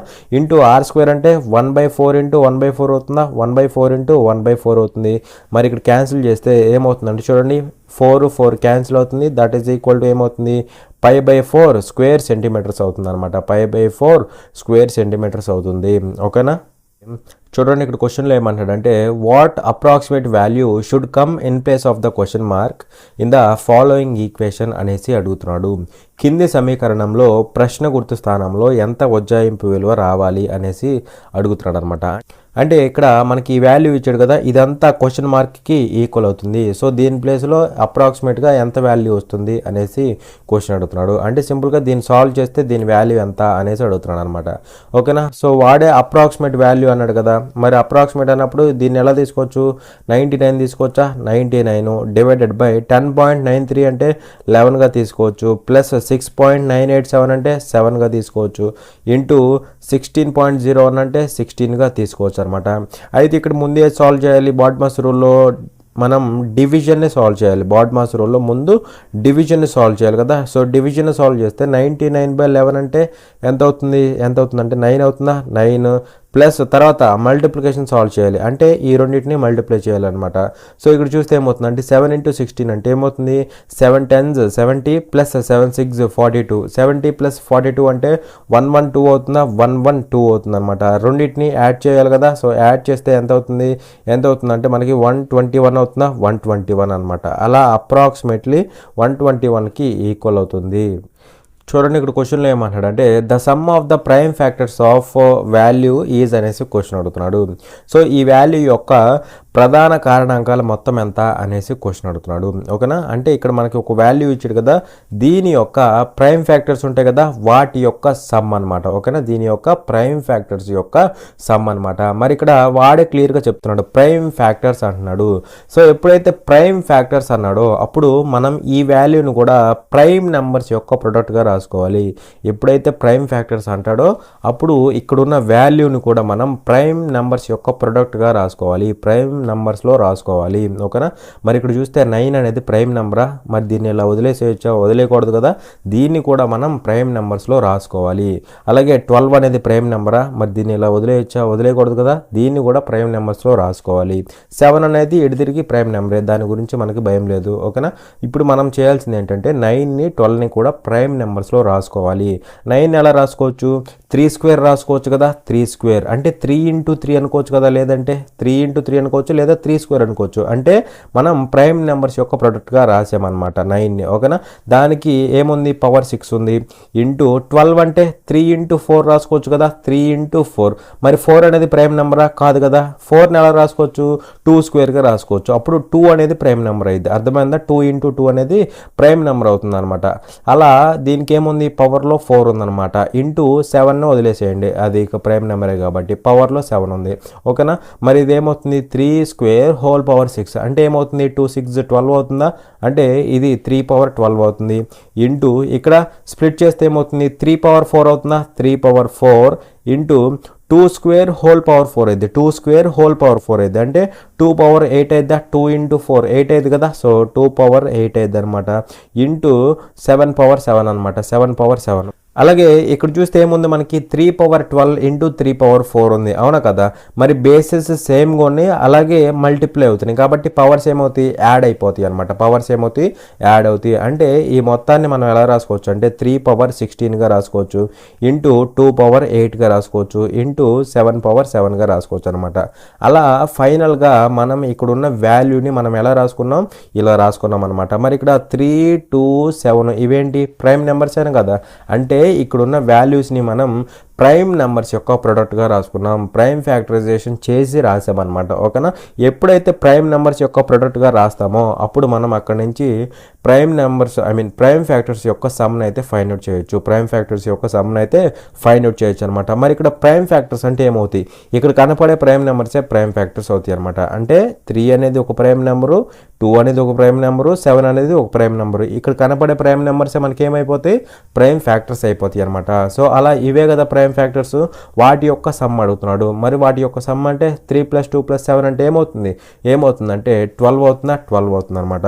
అయినా ఇక్కడ చాలా మంది డౌట్ వచ్చింది. ఏంటి ఆ డౌట్ అంటే ఇక్కడ 3 పవర్ 16 అంటే 3 ఇంటూ 3 ఇంటూ 3 ఇంటూ అలా 16 టైమ్స్ చేస్తాం కదా. మరి 3 అనేది 16 టైమ్స్ రిపీట్ అవుతుంది కదా, 16 టైమ్స్ ఫ్యాక్టర్స్గా తీసుకోవచ్చా అంటే తీసుకోకూడదు.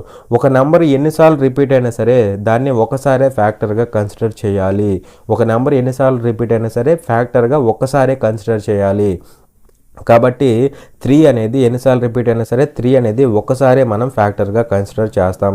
అలా 3 అనేది ఒక ప్రైమ్ ఫ్యాక్టరు, 2 అనేది 8 సార్లు రిపీట్ అయ్యింది కానీ ఒకసారి ఫ్యాక్టర్గా కన్సిడర్ చేయాలి. అలా 2 అనేది ఒక ప్రైమ్ ఫ్యాక్టరు, 7 అనేది కూడా ఒకే ఒక ప్రైమ్ ఫ్యాక్టర్ అనమాట. మరి ఈ 3 ప్రైమ్ ఫ్యాక్టర్స్ కదా, దీని యొక్క సమ్ అడుగుతున్నాడు. కాబట్టి 3 + 2 + 7 అంటే ఎంత అవుతుంది 12 అవుతుంది అనమాట.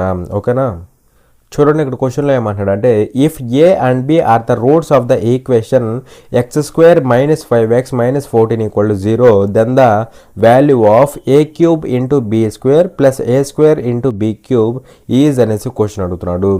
ఏ మరియు బి అనేవి x² - 5x - 14 = 0 అనే సమీకరణం యొక్క మూలాలు అయితే a³ × b² + a² × b³ విలువ ఎంత అనేసి క్వశ్చన్ అడుగుతున్నాడు. ఇక్కడ ఏమంటాడు అంటే చూడండి, ఏ and b are the roots of the equation x² - 5x - 14 = 0. So దీని యొక్క రూట్స్ ఏంటి అంటే ఏ బి అనమాట. ఓకేనా, అది ఇచ్చేసి కండిషను మనల్ని ఏం కనుక్కోమంటున్నాడు అంటే then the value of a³ × b² + a² × b³ ఈ వాల్యూని ఫైండ్ అవుట్ చేయమంటున్నాడు. ఏం ఫైండ్ అవుట్ చేయమంటున్నాడు, a³ × b² + a² × b³ అనమాట. ఈ వాల్యూ ఎంత అవుతుందో ఫైండ్ అవుట్ చేయమంటున్నాడు. మరి ఇక్కడ చూస్తే ఇక్కడ ఈ రెండిట్లో ఈ టర్మ్లో a² b² కామన్ వచ్చిందా, a² b² కామన్ వచ్చింది కదా, కామన్ వచ్చింది.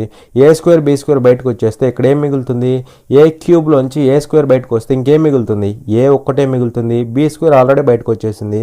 ప్లస్ ఇక్కడ a² b² బయటకు వస్తే a² వచ్చేసింది, b³ లోంచి b² బయటకు వస్తే మనకి b మిగిలిపోతుంది అనమాట. ఓకేనా, మళ్ళీ దీన్ని ఇంకా సింప్లిఫై చేసి రాస్తే ఎలా రాసుకోవచ్చు అంటే చూడండి, a² b² అంటే ab² రాసుకోవచ్చు కదా, ab² ఇంటూ a + b అనమాట, ఇంటూ a + b. ఈ వాల్యూ మనం ఫైనల్గా ఫైండ్ అవుట్ చేయాలి. అయితే ab అనేవి ఏంటి, దీని యొక్క రూట్స్ అనమాట, దీని యొక్క రూట్స్. అయితే ఇక్కడ a × b అంటే product of the roots. A plus B అంటే సమ్ ఆఫ్ ద రూట్స్, అవునా కదా. ఏబి రూట్స్ అయినప్పుడు ఏ ఇంటూ బి అంటే product of the roots, A plus B అంటే సమ్ ఆఫ్ ద రూట్స్ అనమాట. మరి ఈ ఈక్వేషన్ నుంచి సమ్ ఆఫ్ ద రూట్స్ ఏమైంది, సమ్ ఆఫ్ ద రూట్స్ ఏమైంది అంటే చెప్పండి నాకు. మైనస్ బి బై ఏ అంటాం కదా, మైనస్ బి బై ఏ. ఇక్కడ దాటితో సంబంధం లేదు, ఓకేనా, ఇక్కడ దాటితో సంబంధం లేదు. మైనస్ బి బై ఏ అంటే ఏమవుతుంది, 5/1 అవుతుందా. సో సమ్ ఎంత అవుతుంది అంటే 5/1 అవుతుంది అనమాట, అంటే 5 అవుతుంది. అలాగే ప్రొడక్ట్ అంటే సి బై ఏ అంటాం కదా, సి బై ఏ అంటే -14/1 కదా, -14/1 అనమాట, అంటే -14 అవుతుందా. ప్రొడక్ట్ ఏమో -14, సమ్ ఏమో 5 అనమాట. సో ప్రొడక్ట్కి స్క్వేర్ ఉందన్నమాట ఇక్కడ, ఓకేనా. సో ఇది మనం ఫైండ్ అవుట్ చేయాల్సిన వాల్యూ. ఇదేమవుతుందంటే -14 హోల్ స్క్వేర్ అంటే మైనస్ ప్లస్ అయిపోయింది కదా, 196 అవుతుందా, ఇంటూ 5 అనమాట. ఆ 5ని 10/2 రాసుకోవచ్చు కదా, 10/2 రాసుకోవచ్చు అనమాట. మరి ఇక్కడ చూస్తే 2 1 టైము, 2 9 18, 1 మిగులుతుంది, 16 అవుతుంది, అంటే 2 8 16 అనమాట, ఓకేనా. మరి 980 అవుతుందా. సో అలా మనకి వాల్యూ ఎంత అవుతుంది అంటే 980 అవుతుంది. అర్థమైందా. ఇక్కడ ఏబి అంటే product of the roots, A plus B అంటే sum of the roots. Sum of the roots అంటే ఏం చేస్తాం మనం, ఇక్కడ -b/a రాస్తాం. -b/a అంటే -5/1 అవుతుందా, 5/1 అనమాట ఇక్కడ x² కోఎఫిషియంట్, ఓకేనా. అలా మనకి సమ్ ఆఫ్ ద రూట్స్ 5 అవుతుంది. ప్రొడక్ట్ ఆఫ్ ద రూట్స్ అంటే c/a అంటే కాన్స్టెంట్ కదా, c అంటే -14 బై a అంటే x² కోఎఫిషియంట్ ఎంత అవుతుంది, -14 అవుతుంది. ఆ ఎగ్జాక్ట్ వాల్యూస్ ఇక్కడ పెట్టేస్తే సరిపోతుంది అనమాట, ఓకేనా. చూడండి ఇక్కడ క్వశ్చన్లో ఏమంటాడంటే if x is equal to 2 + √5 and y is equal to 2 - √5 then the value of x² + y² is అనేసి క్వశ్చన్ అడుగుతున్నాడు. x ఈక్వల్ టు 2 + √5 మరియు y ఈక్వల్ టు 2 - √5 అయితే x² + y² విలువ ఎంత అనేసి క్వశ్చన్ అడుగుతున్నాడు, ఓకేనా.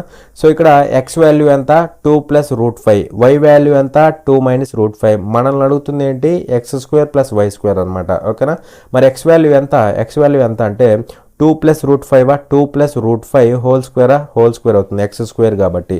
ప్లస్ y వాల్యూ ఎంత 2 - √5 2 - √5 స్క్వేర్ కదా, స్క్వేర్ అనమాట, ఓకేనా. సో ఈ వాల్యూ కనుక్కుంటే సరిపోతుంది. మరి ఇక్కడ మీరు క్లియర్గా అబ్జర్వ్ చేస్తే ఇది ఏ ఫామ్లో ఉందో చెప్పండి.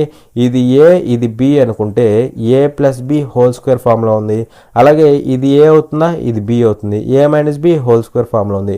a + b whole square, a - b whole square, ఆ రెండింటిని యాడ్ చేస్తే మనకేమొస్తుందంటే 2 × a² + b² వస్తుంది అనమాట. 2 × a² + b². లేదు అంటే మీరు చూడండి స్ప్లిట్ చేస్తే ఏమవుతుంది, ఇదేమవుతుంది a² + b² + 2ab అవుతుందా, +2ab అవుతుంది. ఇది దీన్ని స్ప్లిట్ చేస్తే ఇదేమవుతుంది a² + b² -2ab అవుతుందా, -2ab అవుతుంది. మరి ఇక్కడ -2ab + 2ab గెట్ క్యాన్సిల్డ్, అవునా కదా. 2a² + 2b² అంటే 2 కామన్ తీస్తే a² + b² అయిద్దా, a² + b² అనమాట. వేర్ ఏ అంటే మనకు తెలుసు, ఏ అంటే ఏంటి 2 కదా. మరి 2² అంటే ఏమవుతుంది, 2² అంటే 4 అవుతుందా. ప్లస్ b² అంటే b అంటే √5కి హోల్ స్క్వేర్ చేస్తే 5 అవుతుందా, 5 అవుతుంది అనమాట. అలా ఇక్కడ ఏమవుతుంది 2 9s ఎంత 18 అవుతుంది అనమాట. అలా 18 అనేది మనకి ఆన్సర్ అవుతుంది, ఓకేనా. చూడండి ఇక్కడ ఏమంటాడు అంటే సింప్లిఫై అనేసి మనకి ఈ వాల్యూ ఇచ్చాడు అనమాట. దీని వాల్యూ ఏమొస్తుందో మీరే కామెంట్ చేసి చెప్పాలి, ఓకేనా. చూడండి ఇక్కడ క్వశ్చన్లో ఏమంటాడంటే A and B can complete a piece of work in 10 days and 12 days respectively if they work on alternate days beginning with A then in how many days will the work be completed అనేసి question అడుగుతున్నాడు. ఏ మరియు B వరుసగా 10 రోజులు మరియు 12 రోజుల్లో ఒక పనిని పూర్తి చేయగలరు. వారు ఏతో ప్రారంభించి ప్రత్యామ్నాయ రోజులలో పని చేస్తే ఆ పని ఎన్ని రోజుల్లో పూర్తవుతుంది అనేసి క్వశ్చన్ అడుగుతున్నాడు, ఓకేనా. సో ఇక్కడ ఏమంటాడు అంటే చూడండి ఏ and B can complete a piece of work in 10 days and 12 days respectively అంటున్నాడు. రెస్పెక్టివ్లీ అంటే ఫస్ట్ ఏకి సంబంధించి తర్వాత బికి సంబంధించి అనమాట, ఓకేనా. అది ఇక్కడ ఇచ్చాడు అనమాట. అంటే ఇక్కడ ఏ అనేవాడు ఒక వర్క్ని ఎన్ని డేస్లో కంప్లీట్ చేయగలడు, ఫస్ట్ 10 days కదా. సో 10 daysలో కంప్లీట్ చేయగలడు. అదేవిధంగా బి అదే పనిని ఎన్ని రోజుల్లో కంప్లీట్ చేయగలడు, 12 daysలో కంప్లీట్ చేయగలడు. ఇలా ఇచ్చాడు అనమాట. అయితే ఇక్కడ ఏమంటున్నాడు if they work on alternate days beginning with ఏ అంటే ఏతో స్టార్ట్ చేసి వాళ్ళు ఆల్టర్నేట్ డేస్లో వర్క్ చేస్తున్నారు అనమాట. ఏతో ప్రారంభించి వాళ్ళు ఆల్టర్నేట్ డేస్లో వర్క్ చేస్తున్నారు. ఈ విధంగా చేస్తే ఇక్కడ ఏమంటున్నాడు, in how many days will the work be completed అనేసి క్వశ్చన్ అడుగుతున్నాడు. ఓకేనా. సో ఇలా కనుక ఆల్టర్నేట్ డేస్లో వర్క్ చేస్తే ఎన్ని డేస్లో వర్క్ కంప్లీట్ అవుతుంది అనేసి క్వశ్చన్ అడుగుతున్నాడు అనమాట. మరి ఇక్కడ క్లియర్గా చూస్తే ఇక్కడ స్టార్టింగ్ విత్ ఏ కదా, అంటే ఫస్ట్ రోజు ఏ వర్క్ చేస్తాడు, సెకండ్ రోజు బి వర్క్ చేస్తాడు, థర్డ్ రోజు మళ్ళీ ఎవరు వస్తారు, ఇంక వీళ్ళిద్దరే కదా ఉంది. థర్డ్ రోజు ఖచ్చితంగా ఏ రావాలి, ఫోర్త్ రోజు ఖచ్చితంగా బి రావాలి. ఇలా రిపీట్ అవుతూ ఉంటుంది అనమాట సైకిల్ అనేది. ఓకేనా. సో ఇలా కనుక జరిగితే అప్పుడు వర్క్ ఎన్ని డేస్లో కంప్లీట్ అవుతుంది అనేసి క్వశ్చన్ అడుగుతున్నాడు. మరి ఇక్కడ మీరు క్లియర్గా అబ్జర్వ్ చేస్తే ఇక్కడ టోటల్ వర్క్ ఏమవుతుందంటే ఈ రెండింటి యొక్క ఎల్సిఎం అవుతుంది. అవునా కదా. మరి ఈ రెండింటికి ఎల్సిఎం ఎంత, 60 అనే కదా, 60 అనమాట. ఇప్పుడు ఎఫిషియన్సీలు ఏమవుతాయి చెప్పండి. ఎఫిషియన్సీలు ఏమవుతాయి అంటే 60/10 ఎంత అవుతుంది, 6 అవుతుంది. ఇక్కడ 60/12 అంటే ఎంత అవుతుంది, 5 అవుతుంది అనమాట. అవునా కదా, 5 అవుతుంది. అయితే ఇక్కడ మీరు క్లియర్గా అబ్జర్వ్ చేస్తే ఎవ్రీ 2 డేస్కి సైకిల్ రిపీట్ అవుతుంది చూడండి. ఏబి తర్వాత ఏబి మళ్ళీ ఆ తర్వాత మళ్ళీ ఖచ్చితంగా ఏబి వస్తుంది అనమాట. అంటే ఇక్కడ ఎవ్రీ 2 డేస్కి సైకిల్ రిపీట్ అవుతుంది. మరి ఎవ్రీ 2 డేస్కి సైకిల్ రిపీట్ అవుతుంది కాబట్టి మనం ఏం చేయాలంటే 2 డేస్ వర్క్ ఎంతో తీసుకోవాలి. మరి 2 డేస్లో ఎంత వర్క్ అవుతుంది అంటే చూడండి, ఏ ఫస్ట్ రోజు వస్తాడు ఎన్ని యూనిట్స్ చేస్తాడు, 6 యూనిట్స్. వీడి ఎఫిషియన్సీ కదా ఇది. సో 6 యూనిట్స్ చేస్తాడు. అదేవిధంగా బి సెకండ్ రోజు వస్తాడు ఎన్ని యూనిట్స్ చేస్తాడు, వీడు 5 యూనిట్స్ చేస్తాడు. అవునా కదా. సో అలా 2 డేస్లో ఎన్ని యూనిట్స్ కంప్లీట్ అవుతాయి, 11 యూనిట్స్ అయితే కంప్లీట్ అవుతాయి. అవునా కదా. అయితే ఇప్పుడు ఏం చేయాలంటే మనం చూడండి, ఈ 60లో 11 అనేది అప్రాక్సిమేట్గా ఎన్ని టైమ్స్ పోతుందో చూడు. 60లో టోటల్ వర్క్లో 11 అనేది అప్రాక్సిమేట్గా ఎన్ని టైమ్స్ పోతుందో చూడు. మరి ఎన్ని టైమ్స్ పోతుంది అప్రాక్సిమేట్గా, 5 టైమ్స్ అనే కదా, 5 టైమ్స్ అనమాట. అదే 6 తీసుకుంటే 66 దాటి వెళ్ళిపోయింది కాబట్టి 5 వరకు తీసుకోవాలన్నమాట. ఓకేనా. మరి ఇక్కడ ఇంటూ 5 చేస్తే ఇక్కడ కూడా ఇంటూ 5 చేయాలి. అంటే దీని మీనింగ్ ఏంటంటే 10 డేస్లో టోటల్గా 5 2s 10 డేస్లో ఎన్ని యూనిట్స్ కంప్లీట్ అవుతాయి, 11 5s 55 యూనిట్స్ అయితే కంప్లీట్ అవుతాయి. ఇంకా రిమైనింగ్ యూనిట్స్ టోటల్ 60, అందులో 55 అయిపోయినాయి. సో రిమైనింగ్ యూనిట్స్ అంటే 5 యూనిట్స్ అనమాట. ఓకేనా. 5 యూనిట్స్. ఈ 5 యూనిట్స్ని ఎవరు చేస్తారంటే చూడండి, 10 డేస్ అయిపోయినాయి కదా, తర్వాత వచ్చేది ఏమవుతుంది, 11th డే అవుతుంది. 11th డే అంటే ఆడ్ డే కదా, ఆడ్ డే కాబట్టి ఎవరు వస్తున్నారు, ఆడ్ డేస్లో ఎవరు వస్తున్నారు, ఏ వస్తున్నాడు. సో ఏ వచ్చి 5 యూనిట్స్ చేయాలి. మరి ఇక్కడ వీడు రోజుకి 6 యూనిట్లు చేస్తాడు, కానీ వీడు చేయాల్సింది ఇప్పుడు ఓన్లీ 5 యూనిట్సే. అంటే రోజు మొత్తం పట్టదు కదా, అనమాట. మరి ఎంత పార్ట్ పడుతుందంటే చూడండి, ఇక్కడ ఇది కదా మనం కనుక్కోవాల్సింది, ఈ డే ఎంత పడుతుందో చూడాలన్నమాట. డే కాబట్టి మనం ఏం చేయాల్సిన వర్క్ బై వాడి యొక్క ఎఫిషియన్సీ వేస్తే ఈ డే వచ్చింది అనమాట. ఓకేనా. చేయాల్సిన వర్క్ ఏమో 5 యూనిట్స్ బై వాడి యొక్క ఎఫిషియన్సీ ఎంత, 6 అనమాట. ఓకేనా. ఏ యొక్క ఎఫిషియన్సీ 6 కాబట్టి 5/6 డేస్ పడుతుంది అనమాట. అంటే డేలో 5/6 పార్ట్ మాత్రమే పడుతుంది, కంప్లీట్ డే పట్టదు. అర్థమైంది కదా. 6 యూనిట్స్ చేయడానికి అయితే 1 డే పట్టింది, కానీ 5 యూనిట్సే కదా కాబట్టి 5/6 డేసే పడుతుంది అనమాట. అంటే డేలో 5/6 పార్టే పడుతుంది. అలా టోటల్గా 60 యూనిట్స్ కంప్లీట్ అయిపోయినాయా. టైం ఎంత పట్టింది, ఈ ఒక 10 డేస్ ప్లస్ ఇది ఒక 5/6 డే అనమాట. అంటే 10 + 5/6 అనమాట. 10 + 5/6 డేస్ అయితే పట్టినాయి. మరి ఆ ప్లస్ ఎత్తేసి మిక్స్డ్ ఫ్రాక్షన్లో ఏమని రాసుకోవచ్చు, 10 5/6 రాసుకోవచ్చా, 10 5/6 డేస్ అనేసి రాసుకోవచ్చు అనమాట. సో 10 5/6 డేస్ అంటే ఇదిగోండి ఆప్షన్ 4. ఓకేనా. చూడండి ఇక్కడ క్వశ్చన్లో ఏమంటాడంటే which of the following numbers will replace the question mark in the given series అనేసి క్వశ్చన్ అడుగుతున్నాడు. ఇచ్చిన శ్రేణిలోని ప్రశ్న గుర్తు స్థానంలో కింది సంఖ్యలలో ఏది ఉంటుంది అనేసి క్వశ్చన్ అడుగుతున్నాడు అనమాట. ఇక్కడ మనకు ఒక సిరీస్ ఇచ్చాడు కదా, దీంట్లో ఈ క్వశ్చన్ మార్క్ ప్లేస్లో ఏ నెంబర్ వస్తుంది అనేసి అడుగుతున్నాడు అనమాట. మరి ఇక్కడ చూడండి మనకి ఇచ్చిన సిరీస్ ఏంటంటే 3 9 25 25 53 53 157 తర్వాత వచ్చేసరికి క్వశ్చన్ మార్క్ అనమాట. అవునా. సో ఇక్కడ మనం ఏం చేయాలి, ప్యాటర్న్ని అబ్జర్వ్ చేయాలి. ఓకేనా. మరి ఇక్కడ జనరల్గా మనం ఏం చేస్తాం, జనరల్గా డిఫరెన్స్ తీసుకుంటాం. అవును కదా, జనరల్గా మనం డిఫరెన్స్ తీసుకుంటాం. చూడండి దానివల్ల అవుతుందో లేదో చూస్తే ఇక్కడ ఇదేమైంది, 9 అయింది, 3 అనేది 9 అయింది, అంటే 6 అయింది. డిఫరెన్స్ 6 అనమాట. ఓకేనా. 6 ఇంక్రీజ్ అయింది. తర్వాత ఇదేమైంది, ఇది 16 ఇంక్రీజ్ అయిందా, 16 ఇంక్రీజ్ అయింది అనమాట. తర్వాత ఇది ఎంత ఇంక్రీజ్ అవుతుంది, 25 ఎంత ఇంక్రీజ్ అవుతుందంటే మనకి 28 ఇంక్రీజ్ అవుతుందా, 28 ఇంక్రీజ్ అవుతుంది అనమాట. అవునా? అదేవిధంగా ఇది ఎంత ఇంక్రీజ్ అవుతుంది? ఇది వచ్చేసరికి 53 అనేది 157 అయింది. అంటే ఎంత ఇంక్రీజ్ అయినట్టు? 104 అయినట్ట, 104 ఇంక్రీజ్ అయినట్టు అనమాట. ఓకేనా? సో ఇది ఎంత అయిందో మనకు తెలియదు. నెక్స్ట్ ఇక్కడ డిఫరెన్స్ తీసుకోండి. మళ్ళీ డిఫరెన్స్ తీసుకుంటే ఇదేమో 10 ఉంటుంది. ఇక్కడ డిఫరెన్స్ ఎంత ఉంటుంది? ఇక్కడ 12 ఉంటుందా? 12 ఉంటుంది. ఇక్కడ డిఫరెన్స్ ఎంత ఉంటుంది? ఇక్కడ చాలా ఉంటుంది అనమాట, పెద్దగా వచ్చేస్తుంది. అవునా కదా? సో అప్పుడు ఇక్కడ ఓ ప్యాటర్న్ అనేది ఉండలేదు అనమాట. అలాంటప్పుడు మనకి ఇక్కడ ఈ డిఫరెన్స్లు తీసుకుంటే రాదనమాట. ఓకేనా? సో ఇంకొక వేలో ఆలోచిద్దాం. ఓకేనా? చూడండి, ఇక్కడ ఇంకొక వే ఏంటి అంటే జాగ్రత్తగా అబ్జర్వ్ చేయండి. ఇక్కడ 3 అనేది ఏమైంది? 3 అనేది 9 అయింది. 9 అనేది ఏమైంది? 25 అయింది. అవునా కదా? సో ఇప్పుడు నేను ఈ 3కి నేను ఇది చేస్తున్నా, 3 ఇంటూ 2 చేస్తున్నా. 3 ఇంటూ 2 చేస్తే 6 అవుతుందా? 6 + 3, 6 + 3 9 వచ్చిందా? 6 + 3 9 వచ్చింది కదా? 3 2s 6 + 3 9 వచ్చింది కదా? అదేవిధంగా 9కి డబల్ చేయండి, లేదా 9కి ట్రిపుల్ చేయండి. 9కి ట్రిపుల్ చేస్తే దగ్గరగా ఇది వస్తుంది. అవునా కదా? 9కి ట్రిపుల్ చేస్తే దగ్గరగా 27 అంటే 25కి దగ్గరగా ఉండిద్ది. అవునా కదా? సో దీనికి ట్రిపుల్ చేస్తే 27, కానీ ఇక్కడ ఉంది 25 అంటే -2 చేయాలి కదా? -2 అనమాట. 9 3s 27 -2 ఎంత అవుతుంది? 25 అవుతుంది అనమాట. ఇది వస్తుంది. అవునా? అలాగే ఇప్పుడు ఈ 25 అనేది 53 అయింది, అంటే సుమారుగా డబుల్ అయింది. అవునా కదా? సుమారుగా డబుల్ అయింది. సో డబుల్ అయింది ఇంటూ 2, కానీ ఇది ఎంత? 53, అంటే దీని మీద 3 ఎక్స్ట్రా ఉంది కదా? 3 ఎక్స్ట్రా అంటే 25 ఇంటూ 2 + 3 ఇంటూ 2 + 3. ఇక్కడ కూడా ఇంటూ 2 + 3 జరిగింది. అంటే నెక్స్ట్ ఇప్పుడు ఏమవుతుంది చెప్పండి? ఇప్పుడు ఏమవుతుంది? ఇక్కడ ఏమవుతుంది అంటే ఇక్కడ ఇంటూ 3 -2 జరిగింది కదా? ఇక్కడ కూడా ఇంటూ 3 -2 జరుగుతుంది కన్ఫామ్గా. కావాలని చూడండి, 53 ఇంటూ 3 అంటే ఎంత అవుతుంది? 159 వస్తుందా? 159 వస్తుంది. -2 చేస్తే మనకి ఎంత వస్తుంది అంటే 157 వస్తుందా? 157. ఇక్కడ తర్వాత ఏమవ్వాలి? ఇంటూ 2 + 3 ఇంటూ 2 + 3 అవ్వాలి. సో ఇక్కడ కూడా ఇంటూ 2 + 3 ఇంటూ 2 + 3 చేస్తే మనకి ఈ నెంబర్ వస్తుంది అనమాట, క్వశ్చన్ మార్క్లో. ఓకేనా?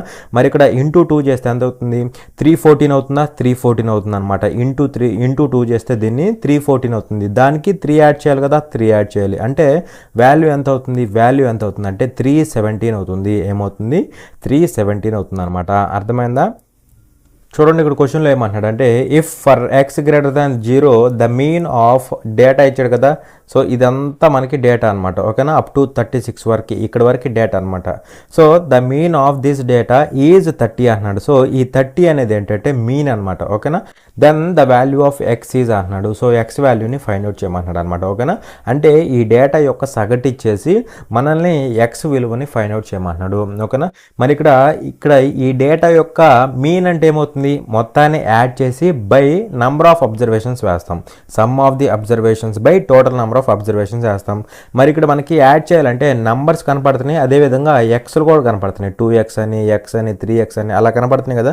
ఫస్ట్ మొత్తాన్ని యాడ్ చేసేటప్పుడు ముందు నంబర్స్ని యాడ్ చేయండి. నంబర్స్ ఏమన్నాయి అంటే చూడండి, 22.5 22.5 ఒకటి, అలాగే 56 ఒకటి, 56, తర్వాత 42.5 42.5, అదేవిధంగా 2x + 1 అంటే 1 ఉంది కదా? 1 ఉందన్నమాట. ఓకేనా? అదేవిధంగా -2 ఉంది, -2 పక్కన పెట్టేసి తర్వాత వచ్చేసరికి ఇక్కడ 36 ఉందా? 36 ఉందన్నమాట. అవునా? సో ఈ మొత్తాన్ని యాడ్ చేయండి, దాంట్లోంచి -2 తీసేసేయండి, అంటే 2 తీసేసేయండి సింపుల్గా. ఓకేనా? మరి ఇక్కడ చూస్తే ఈ 0.5 యాడ్ చేస్తే 1 అయింది, ఇక్కడ ఒక 1 యాడ్ చేస్తే 2 అయింది, 2 -2 క్యాన్సిల్ అయిపోయింది కదా? అలా ఇవి క్యాన్సిల్ అయిపోతాయి అనమాట. మిగిలిన వాటిని యాడ్ చేయండి. ఇప్పుడు యాడ్ చేస్తే ఏమవుతుంది? 2 6 8 8 2 10 10 6 16 అవుతుందా? 16 అనమాట. మరి ఇక్కడ 1 2 1 3 5 8 12 15 156 అవుతుందా? 156 అంటే నంబర్స్ వరకు ఎంత వచ్చింది యాడ్ చేస్తే? నంబర్స్ వరకు ఓన్లీ నంబర్స్ని యాడ్ చేస్తే ఎంత వచ్చింది మనకి? 156 వచ్చింది. ఇప్పుడు ఎక్స్ టర్మ్స్ని యాడ్ చేయి, ఎక్స్ ఉన్న టర్మ్స్ని యాడ్ చేయండి. ఇదిగోండి, ఇక్కడ 2x + x + 3x. సో మొత్తాన్ని యాడ్ చేస్తే ఏమవుతుంది? 2x 3x తర్వాత 6x. సో 6x అవుతుంది అనమాట. 6x ఇది సమ్ అనమాట. Sum by total number of observations వేయాలి. టోటల్ నెంబర్ ఆఫ్ అబ్జర్వేషన్స్ అంటే ఇదిగోండి 1 2 3 4 5 6 7 టర్మ్స్ ఉన్నాయి కదా? సో 7 టర్మ్స్ ఉన్నాయి అనమాట. సో 7 టర్మ్స్ కాబట్టి బై 7 చేయాలి. ఓకేనా? ఈజ్ ఈక్వల్ టు 30 అనమాట. ఓకేనా? సో ఇక్కడ చూస్తే ఏమవుతుందంటే చూడండి ఈ 7 అటు వెళ్తే ఏమవుతుంది 156 ప్లస్ 6x ఈక్వల్ టు 7 3 21 అనమాట, అంటే 210 అవుతుంది. సో 6x ఈక్వల్ టు ఏమవుతుంది 6x ఈక్వల్ టు 210 మైనస్ 156 ఎంత అవుతుందంటే ఇక్కడ మనకి ఎంత అవుతుంది ఈ యొక్క 54 అవుతుందా 54 అవుతుంది అనమాట, అంటే ఇక్కడ ఎక్స్ వాల్యూ ఏమవుతుంది ఎక్స్ వాల్యూ 9 అవుతుంది. ఎంత అవుతుంది ఎక్స్ వాల్యూ అనేది 9 అవుతుంది అనమాట. ఓకేనా, చూడండి ఇక్కడ క్వశ్చన్లో ఏమంటున్నాడు అంటే find the remainder when 171 into 172 into 173 is divided by 17 అనేసి క్వశ్చన్ అడుగుతున్నాడు. 171 ఇంటూ 172 ఇంటూ 173ను 17 చేత భాగించినప్పుడు శేషాన్ని కనుగొనండి అనేసి క్వశ్చన్ అడుగుతున్నాడు.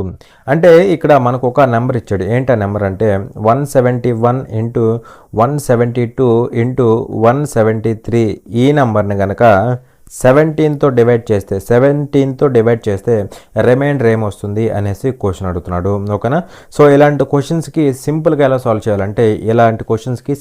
సాల్వ్ చేయాలంటే రిమైండర్ అడిగినప్పుడు ఈ నెంబర్తో ఈ 17తో ఈచ్ నెంబర్ని డివైడ్ చేయగా వచ్చిన రిమైండర్స్ ఉంటాయి కదా, అవి తీసుకుంటే ఏమవుతుందంటే చూడండి ఇక్కడ 171లో 17 అనేది అప్రాక్సిమేట్గా ఎన్ని టైమ్స్ పోతుంది 10 టైమ్స్ పోతుంది. 10 టైమ్స్ అంటే 170 పోతుంది కదా, 170 పోతే ఇంకెంత మిగులుతుంది 1 మిగులుతుంది, అవునా కదా. సో అలా 1 అనేది రిమైండర్. లేదంటే సింపుల్గా 17 ఇక్కడ 17లో 1 టైం పోతుంది, 1లో పోదు కాబట్టి ఆ 1 రిమైండర్ అయిపోతుంది అనమాట. అలా గుర్తుపెట్టుకోండి. ఓకేనా, అదేవిధంగా 17 అనేది ఇక్కడ 172లో 17లో 1 టైం పోతుంది, పక్కనే 2లో పోదు కాబట్టి అదే రిమైండర్ అయిపోతుంది అనమాట. 2లో పోదు కదా, 2లో పోదు కాబట్టి 2 అనేది రిమైండర్ అవుతుంది. ఇక్కడ రిమైండర్ గురించి మాట్లాడుతున్నా. ఓకేనా, రిమైండర్ గురించి మాట్లాడుతున్నా.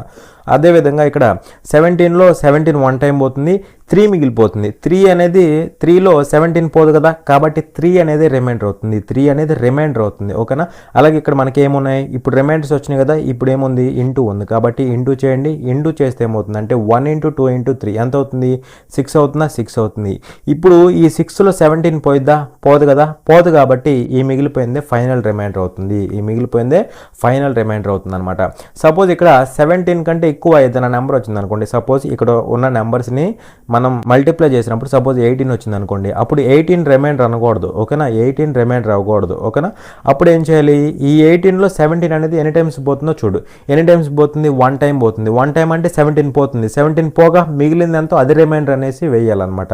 సో మిగిలింది ఏమవుతుంది 1 అవుతుంది కదా, 17 పోగా 1 టైం పోగా 17 పోగా 1 మిగులుతుంది. అప్పుడు 1 అనేది రిమైండర్ అనేసి వేయాలన్నమాట. ఓకేనా, ఇదంతా ఇప్పుడు 17 కంటే ఎక్కువ వాల్యూ వచ్చినప్పుడు, కానీ ఇక్కడ మనకి తక్కువ వాల్యూ కదా, సో ఇదే డైరెక్ట్గా వాల్యూ అయిపోతుంది. అలా మనకు ఫైనల్ రిమైండర్ ఎంత అంటే 6 అనమాట. ఓకేనా, చూడండి ఇక్కడ క్వశ్చన్లో ఏమంటున్నాడంటే a 3 digit number is such that hundreds digit, tens digit and unit digit are in the ratio 1:2:3.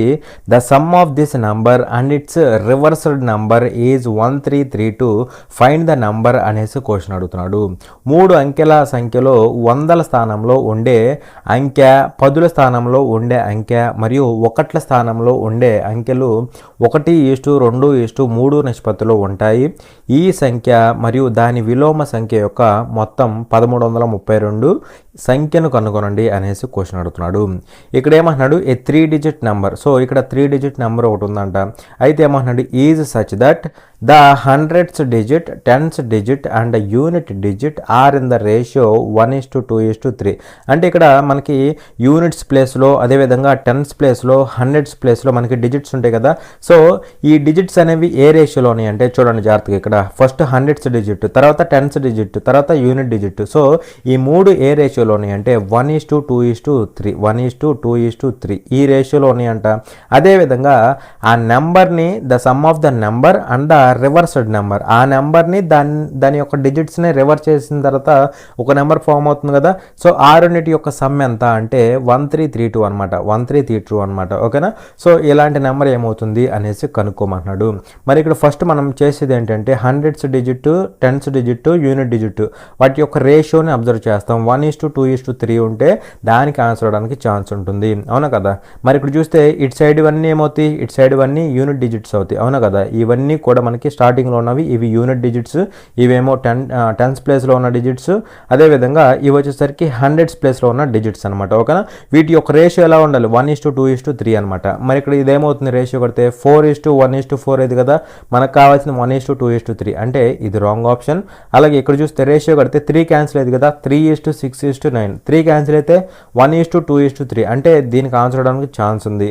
Next ఇక్కడ కూడా 1:2:3 ఇక్కడ కూడా సేమ్ వస్తుంది కదా, అంటే దీనికి ఆన్సర్ అవడానికి ఛాన్స్ ఉంది. మళ్ళీ ఇక్కడ కూడా 2 క్యాన్సిల్ అవుతుంది కదా, 1:2:3 అవునా కదా, 2 1 టైమ్ 2 టైమ్స్ 3 టైమ్స్ 1:2:3 అంటే ఈ మూడింటికి ఆన్సర్స్ అవడానికి ఛాన్స్ ఉన్నాయి అనమాట, అవునా. కానీ ఇక్కడ ఇంకొక క్వశ్చన్ ఉంది, ఇంకొక పాయింట్ ఉంది. ఏంటి ఆ పాయింట్ అంటే చూడండి, నంబరు దాన్ని రివర్స్ చేయగా వచ్చిన నెంబరు, ఆ రెండింటి యొక్క సమ్ ఎంత 1132 అనమాట. సో ఈ మూడింటికి ఆన్సర్స్ అవడానికి ఛాన్స్ ఉన్నాయి కదా. సో చూస్తే ఇక్కడ రివర్స్ చేయండి, ఇప్పుడు 369 ఉంది, దాన్ని రివర్స్ చేయండి, రివర్స్ చేయడం అంటే 963 అనమాట. రివర్స్ చేస్తే ఎంత అవుతుంది 963 అనమాట. సో యాడ్ చేస్తే ఎంత రావాలి 1332 రావాలి, 1332. మరి ఇక్కడ 300 తర్వాత వచ్చేసరికి ఇక్కడ 900, సుమారు 1200, అవునా కదా, మరి దగ్గరికి ఉంది. అదేవిధంగా 123 తీసుకోండి, 123 దాన్ని రివర్స్ చేయండి 321 అయింది, 321 అనేది 1332 అయిద్దా, ఇది ఒక 120, ఇది ఒక 320, అంతా 440 అంటే రాంగ్ ఆప్షన్ కదా. సో ఇది రాంగ్ ఆప్షన్ అనమాట. నెక్స్ట్ 246 ప్లస్ దీని రివర్స్ నెంబరు 642 ఈ రెండింటిని యాడ్ చేస్తే ఎంత రావాలి 1332 రావాలి. మరి ఇది 250, ఇది 650, ఎంత అయింది మనకి 900 అయింది, మనకి ఇక్కడ 1300 ఉంది. అంటే ఇదే ఆన్సర్ అవుతుంది, ఇది కూడా ఫెయిల్ అయిపోతుంది అనమాట, ఇది కూడా ఫెయిల్ అవుతుంది, ఇదే ఆన్సర్ అవుతుంది, ఓకేనా. లేదు అంటే డైరెక్ట్గా ఫస్ట్ ఈ కండిషన్ చెక్ చేసి తర్వాత రేషియో చెక్ చేయండి, ఏదైనా చెక్ చేసుకోవచ్చు, ఓకేనా. త్రూ ఆప్షన్ వెరిఫికేషన్ వెళ్తేనే వీటికి సింపుల్గా ఆన్సర్స్ వస్తాయన్నమాట. చూడండి ఇక్కడ క్వశ్చన్లో ఏమంటాడు అంటే ద వాల్యూ ఆఫ్ అనేసి మనకి ఇక్కడ పెద్దది ఒకటి ఇచ్చాడు కదా, సో దీని యొక్క వాల్యూని ఫైండ్ అవుట్ చేయండి అనేసి క్వశ్చన్ అడుగుతున్నాడు. సో ఇక్కడ ఇచ్చిన వాల్యూ ఏంటి అంటే ఇది అనమాట, ఓకేనా. సో ఇచ్చిన వాల్యూ ఇది, దీన్ని ఫైనల్గా సాల్వ్ చేస్తే ఏమొస్తుంది అనేసి అడుగుతున్నాడు అనమాట, ఓకేనా. సో సింపుల్గానే ఉంటుంది, జాగ్రత్తగా అబ్జర్వ్ చేయండి. ఇక్కడ ఏముంది 2 ఉంది మైనస్, ఇక్కడ నేను దీన్ని సైన్ స్క్వేర్ ఏని 1 - cos స్క్వేర్ ఏగా రాస్తా, 1 - cos స్క్వేర్ ఏగా రాస్తా. మళ్ళీ దీన్ని ఇంకోసారి ఎలా రాసుకోవచ్చు అంటే చూడండి, ఇది 1² - cos స్క్వేర్ ఏ కదా, అంటే a² - b² అనమాట. ఏంటి a² - b² అంటే ఏం రాసుకోవచ్చు, a - b × a + b రాసుకోవచ్చు కదా, a - b × a + b రాసుకోవచ్చు అనమాట, అవునా కదా. So 1 - cos a 1 - cos a into 1 + cos a రాసుకోవచ్చా లేదా, రాసుకోవచ్చు. డివైడెడ్ బై ఏముంది 1 - cos a ఉంది, 1 - cos a, ఓకేనా. ప్లస్ ఇక్కడ చూడండి, దీనికి ఈ రెండింటికి ఎల్సిఎం ఏమవుతుంది అంటే చూడండి, sin a × 1 + cos a, sin a × 1 + cos a, 1 + cos a అవుతుంది, అవునా కదా, 1 + cos a. మరి ఇక్కడ క్రాస్ మల్టిప్లై చేస్తే ఏమవుతుంది 1 - cos a × 1 + cos a అంటే a - b × a + b అంటే ఏమవుతుంది a² - b² అంటే -cos స్క్వేర్ a అనమాట, అవునా. మైనస్ ఉంది. ఇప్పుడు ఇది క్రాస్ మల్టిప్లై చేస్తే ఏమవుతుంది sin స్క్వేర్ a అవుతుందా, sin స్క్వేర్ a అవుతుంది అనమాట, మల్టిప్లై అయిపోయి, అవునా. సో -sin స్క్వేర్ a అవుతుంది, అవునా కదా. సో ఇక్కడ వాల్యూ ఏమవుతుందంటే చూడండి జాగ్రత్తగా, ఇక్కడ చూస్తే మనకి 2 మైనస్ ఇక్కడ ఇది క్యాన్సిల్ అయిపోతుంది కదా, 2 - 1 + cos a, 2 - 1 + cos a, 1 + cos a plus ఇక్కడ పైన ఏం కామన్ తీస్తానంటే మైనస్ కామన్ వస్తే cos square a + sin square a అంటే ఏమవుతుంది 1 అయిపోతుందా, 1 అయిపోతుంది. ఇక్కడ కింద నాకు ఏముందో నాకు అనవసరం, ఎందుకంటే ఇక్కడ 1 - 1 అంటే 0 అయిపోతుంది, క్యాన్సిల్ అయిపోతుంది కదా. మరి ఇక్కడ వాల్యూ ఏమవుతుంది 2 - 1 అంటే 1 అవుతుంది, -cos a అవుతుంది, అంటే 1 - cos a అనేది ఆన్సర్ అవుతుంది. అర్థమైందా. చూడండి ఇక్కడ క్వశ్చన్లో ఏమంటాడంటే ఏస్ శాలరీ ఈజ్ 20% లెస్ దాన్ బీస్ salary by how much % is బీస్ శాలరీ మోర్ దాన్ ఏస్ అనేసి క్వశ్చన్ అడుగుతున్నాడు. ఏ జీతం బి జీతం కంటే 20% తక్కువ, బి జీతం ఏ జీతం కంటే ఎంత శాతం ఎక్కువ అనేసి క్వశ్చన్ అడుగుతున్నాడు, ఓకేనా. సో ఇక్కడ ఏమంటున్నాడు ఏస్ శాలరీ ఈజ్ 20% లెస్ దాన్ బీస్ శాలరీ అంటున్నాడు, ఓకేనా. సో ఏ శాలరీ ఎలా ఉంది అంటే 20% లెస్ దాన్ బీస్ శాలరీ. 20% అంటే 1/5, లెస్ అంటున్నాడు కదా మైనస్ అనమాట. దాన్ బీస్ కాబట్టి ఇంటూ బి అనమాట, into B. A salary equal to 20% less than B అనమాట. అర్థమైందా? సో ఇక్కడ దీన్ని బట్టి ఏం రాసుకోవచ్చు, A by B equal to ఏమవుతుందంటే -1/5. అంటే మీనింగ్ ఏంటంటే వాల్యూ అనేది 5 ఉండాల్సింది 1 తగ్గుతుంది. 20% లెస్ అంటున్నాడు కదా, సో 1 తగ్గుతుంది 4 అవుతుంది. అలా 4/5 అవుతుంది అనమాట. అర్థమైంది కదా? So A salary equal to 20% less than B అనమాట. ఓకేనా? 20% అంటే 1/5, లెస్ అంటున్నాడు కాబట్టి మైనస్ అనమాట. ఓకేనా? ఒకవేళ మోర్ అంటే ప్లస్ తీసుకుంటాం. అప్పుడు 5 ఉండాల్సింది 1 ఇంక్రీజ్ అయ్యి 6 అవుతుంది అనమాట. అలా తీసుకోవాలి. అర్థమైందా? సో ఇప్పుడు డైరెక్ట్గా ఏ శాలరీ ఏమవుతుందంటే 4 పార్ట్స్ అవుతుంది, బి శాలరీ ఏమో 5 పార్ట్స్ అవుతుంది. చూడండి, బి కంటే 1 పార్ట్ తక్కువ ఉంది, బి కంటే 1 పార్ట్ తక్కువ ఉంది. అదే కదా వాడు అంటుంది 20% లెస్ అంటే తక్కువ ఉంది కదా ఏ శాలరీ అది. అయితే ఇక్కడ క్వశ్చన్లో ఏమంటాడు అంటే ఈ కండిషన్ ఇచ్చేసి by how much percent is బీస్ శాలరీ మోర్ దాన్ ఏస్ అంటున్నాడు. అంటే ఇక్కడ దీని మీనింగ్ ఏంటంటే బి శాలరీ అనేది ఏతో పోలిస్తే ఎంత పర్సంటేజ్ ఎక్కువ అంటున్నాడు. మరి ఇక్కడ ఏ శాలరీ ఏమో 4 పార్ట్స్, బి శాలరీ ఏమో 5 పార్ట్స్. ఏతో పోలిస్తే బి శాలరీ ఎంత ఎక్కువ ఉంది, 1 పార్ట్ ఎక్కువ ఉంది. ఎవరితో పోల్చినప్పుడు, ఏతో పోల్చినప్పుడు కాబట్టి బై ఏ వాల్యూ వేయాలి, 4 కదా, బై ఏ శాలరీ వేయాలి. పర్సంటేజ్ అంటున్నాడు కదా, ఇంటూ 100. ఓకేనా? సో చేస్తే మనకి ఎంత పర్సంటేజ్ అవుతుంది, డైరెక్ట్గా 25% అవుతుందా. సో అలా బి శాలరీ అనేది ఏ శాలరీతో పోలిస్తే ఎంత పర్సంటేజ్ ఎక్కువ ఉంటుందంటే 25% ఎక్కువ ఉంటుంది అనమాట. దట్ ఈజ్ ఆప్షన్ 1 అనమాట. ఓకేనా? చూడండి, ఇక్కడ క్వశ్చన్లో ఏమంటాడు అంటే Ramya got married 10 years ago. Now her age is 1/5 times her age at the time of marriage. Her daughters age is 1/10 of her present age. Find her daughter's present age అనేసి question అడుగుతున్నాడు.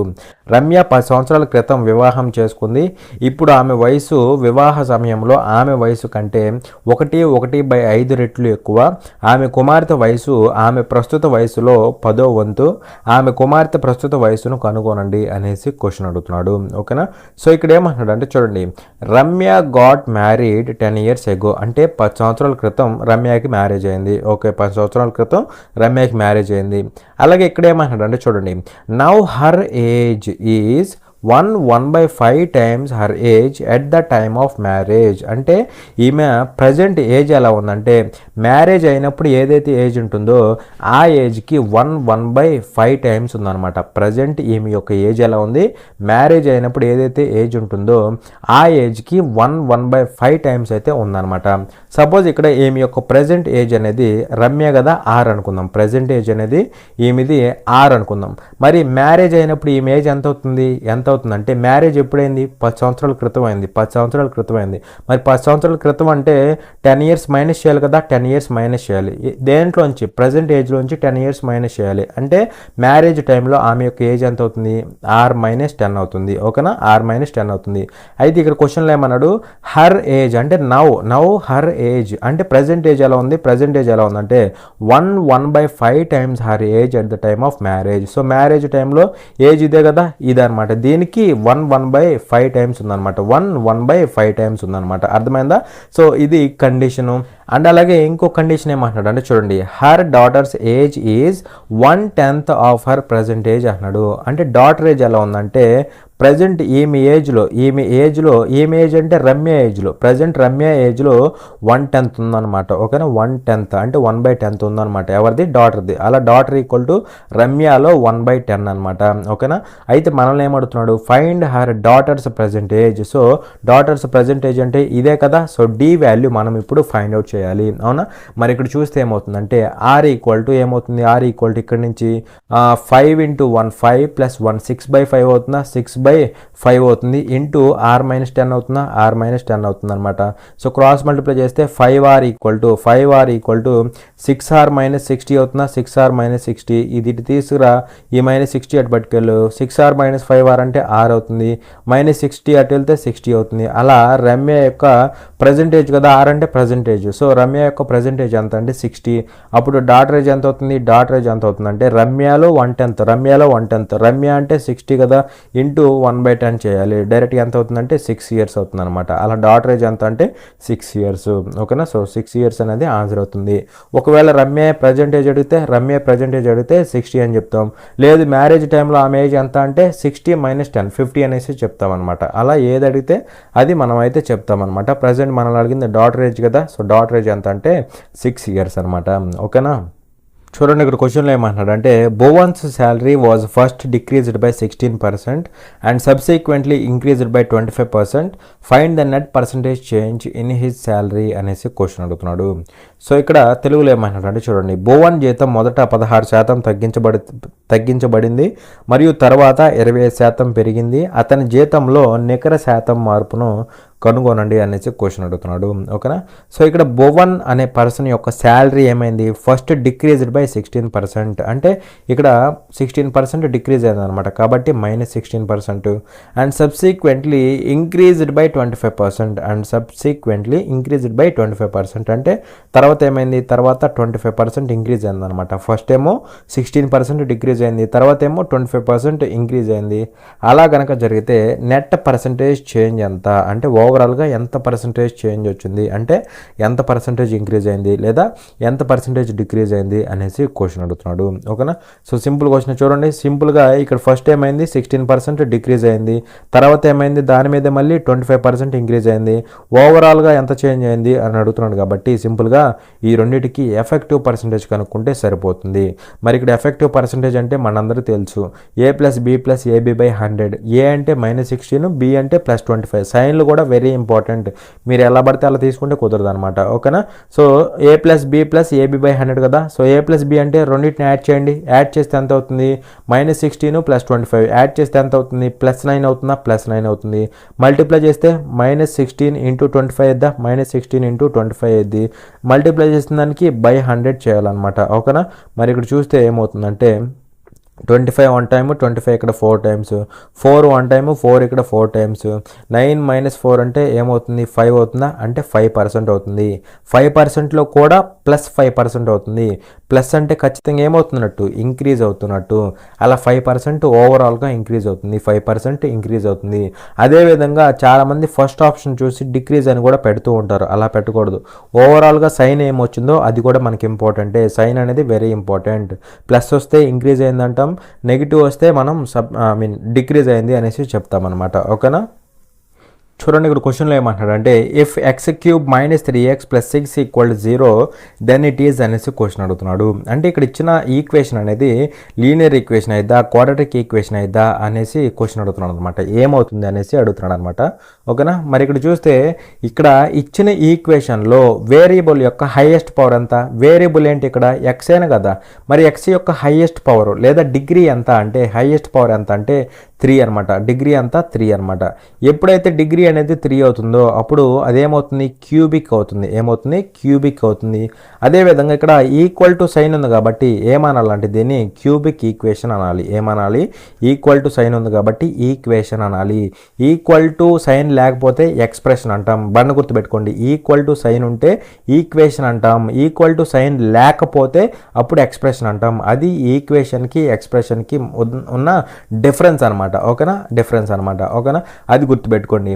మరి ఇక్కడ క్యూబిక్ ఈక్వేషన్ అవ్వాలి, అది మన answer. అవునా, మరి ఇక్కడ వీడేమో లీనియర్ ఈక్వేషన్ అంటున్నాడు. లీనియర్ అంటే మీనింగ్ ఏంటి, ఎక్స్ యొక్క హైయెస్ట్ పవర్ లేదా వేరియబుల్ యొక్క హైయెస్ట్ పవర్ అనేది 1 ఉంటే అప్పుడు దాన్ని మనం లీనియర్ ఈక్వేషన్ లేదా లీనియర్ ఎక్స్ప్రెషన్ అనేసి అంటాం అనమాట. ఓకేనా, లీనియర్ ఈక్వేషన్ కానీ ఎక్స్ప్రెషన్ అయితే ఎక్స్ప్రెషన్ కానీ అంటాం అనమాట. మరి లీనియర్ అంటే హైయెస్ట్ పవర్ 1, మనకుందేమో 3, అంటే ఇది రాంగ్ ఆప్షన్ కదా. అలాగే క్వాడ్రాటిక్ ఈక్వేషన్ అంటున్నాడు. క్వాడ్రాటిక్ అంటే డిగ్రీ 2 ఉండాలి, డిగ్రీ 2 ఉండాలి.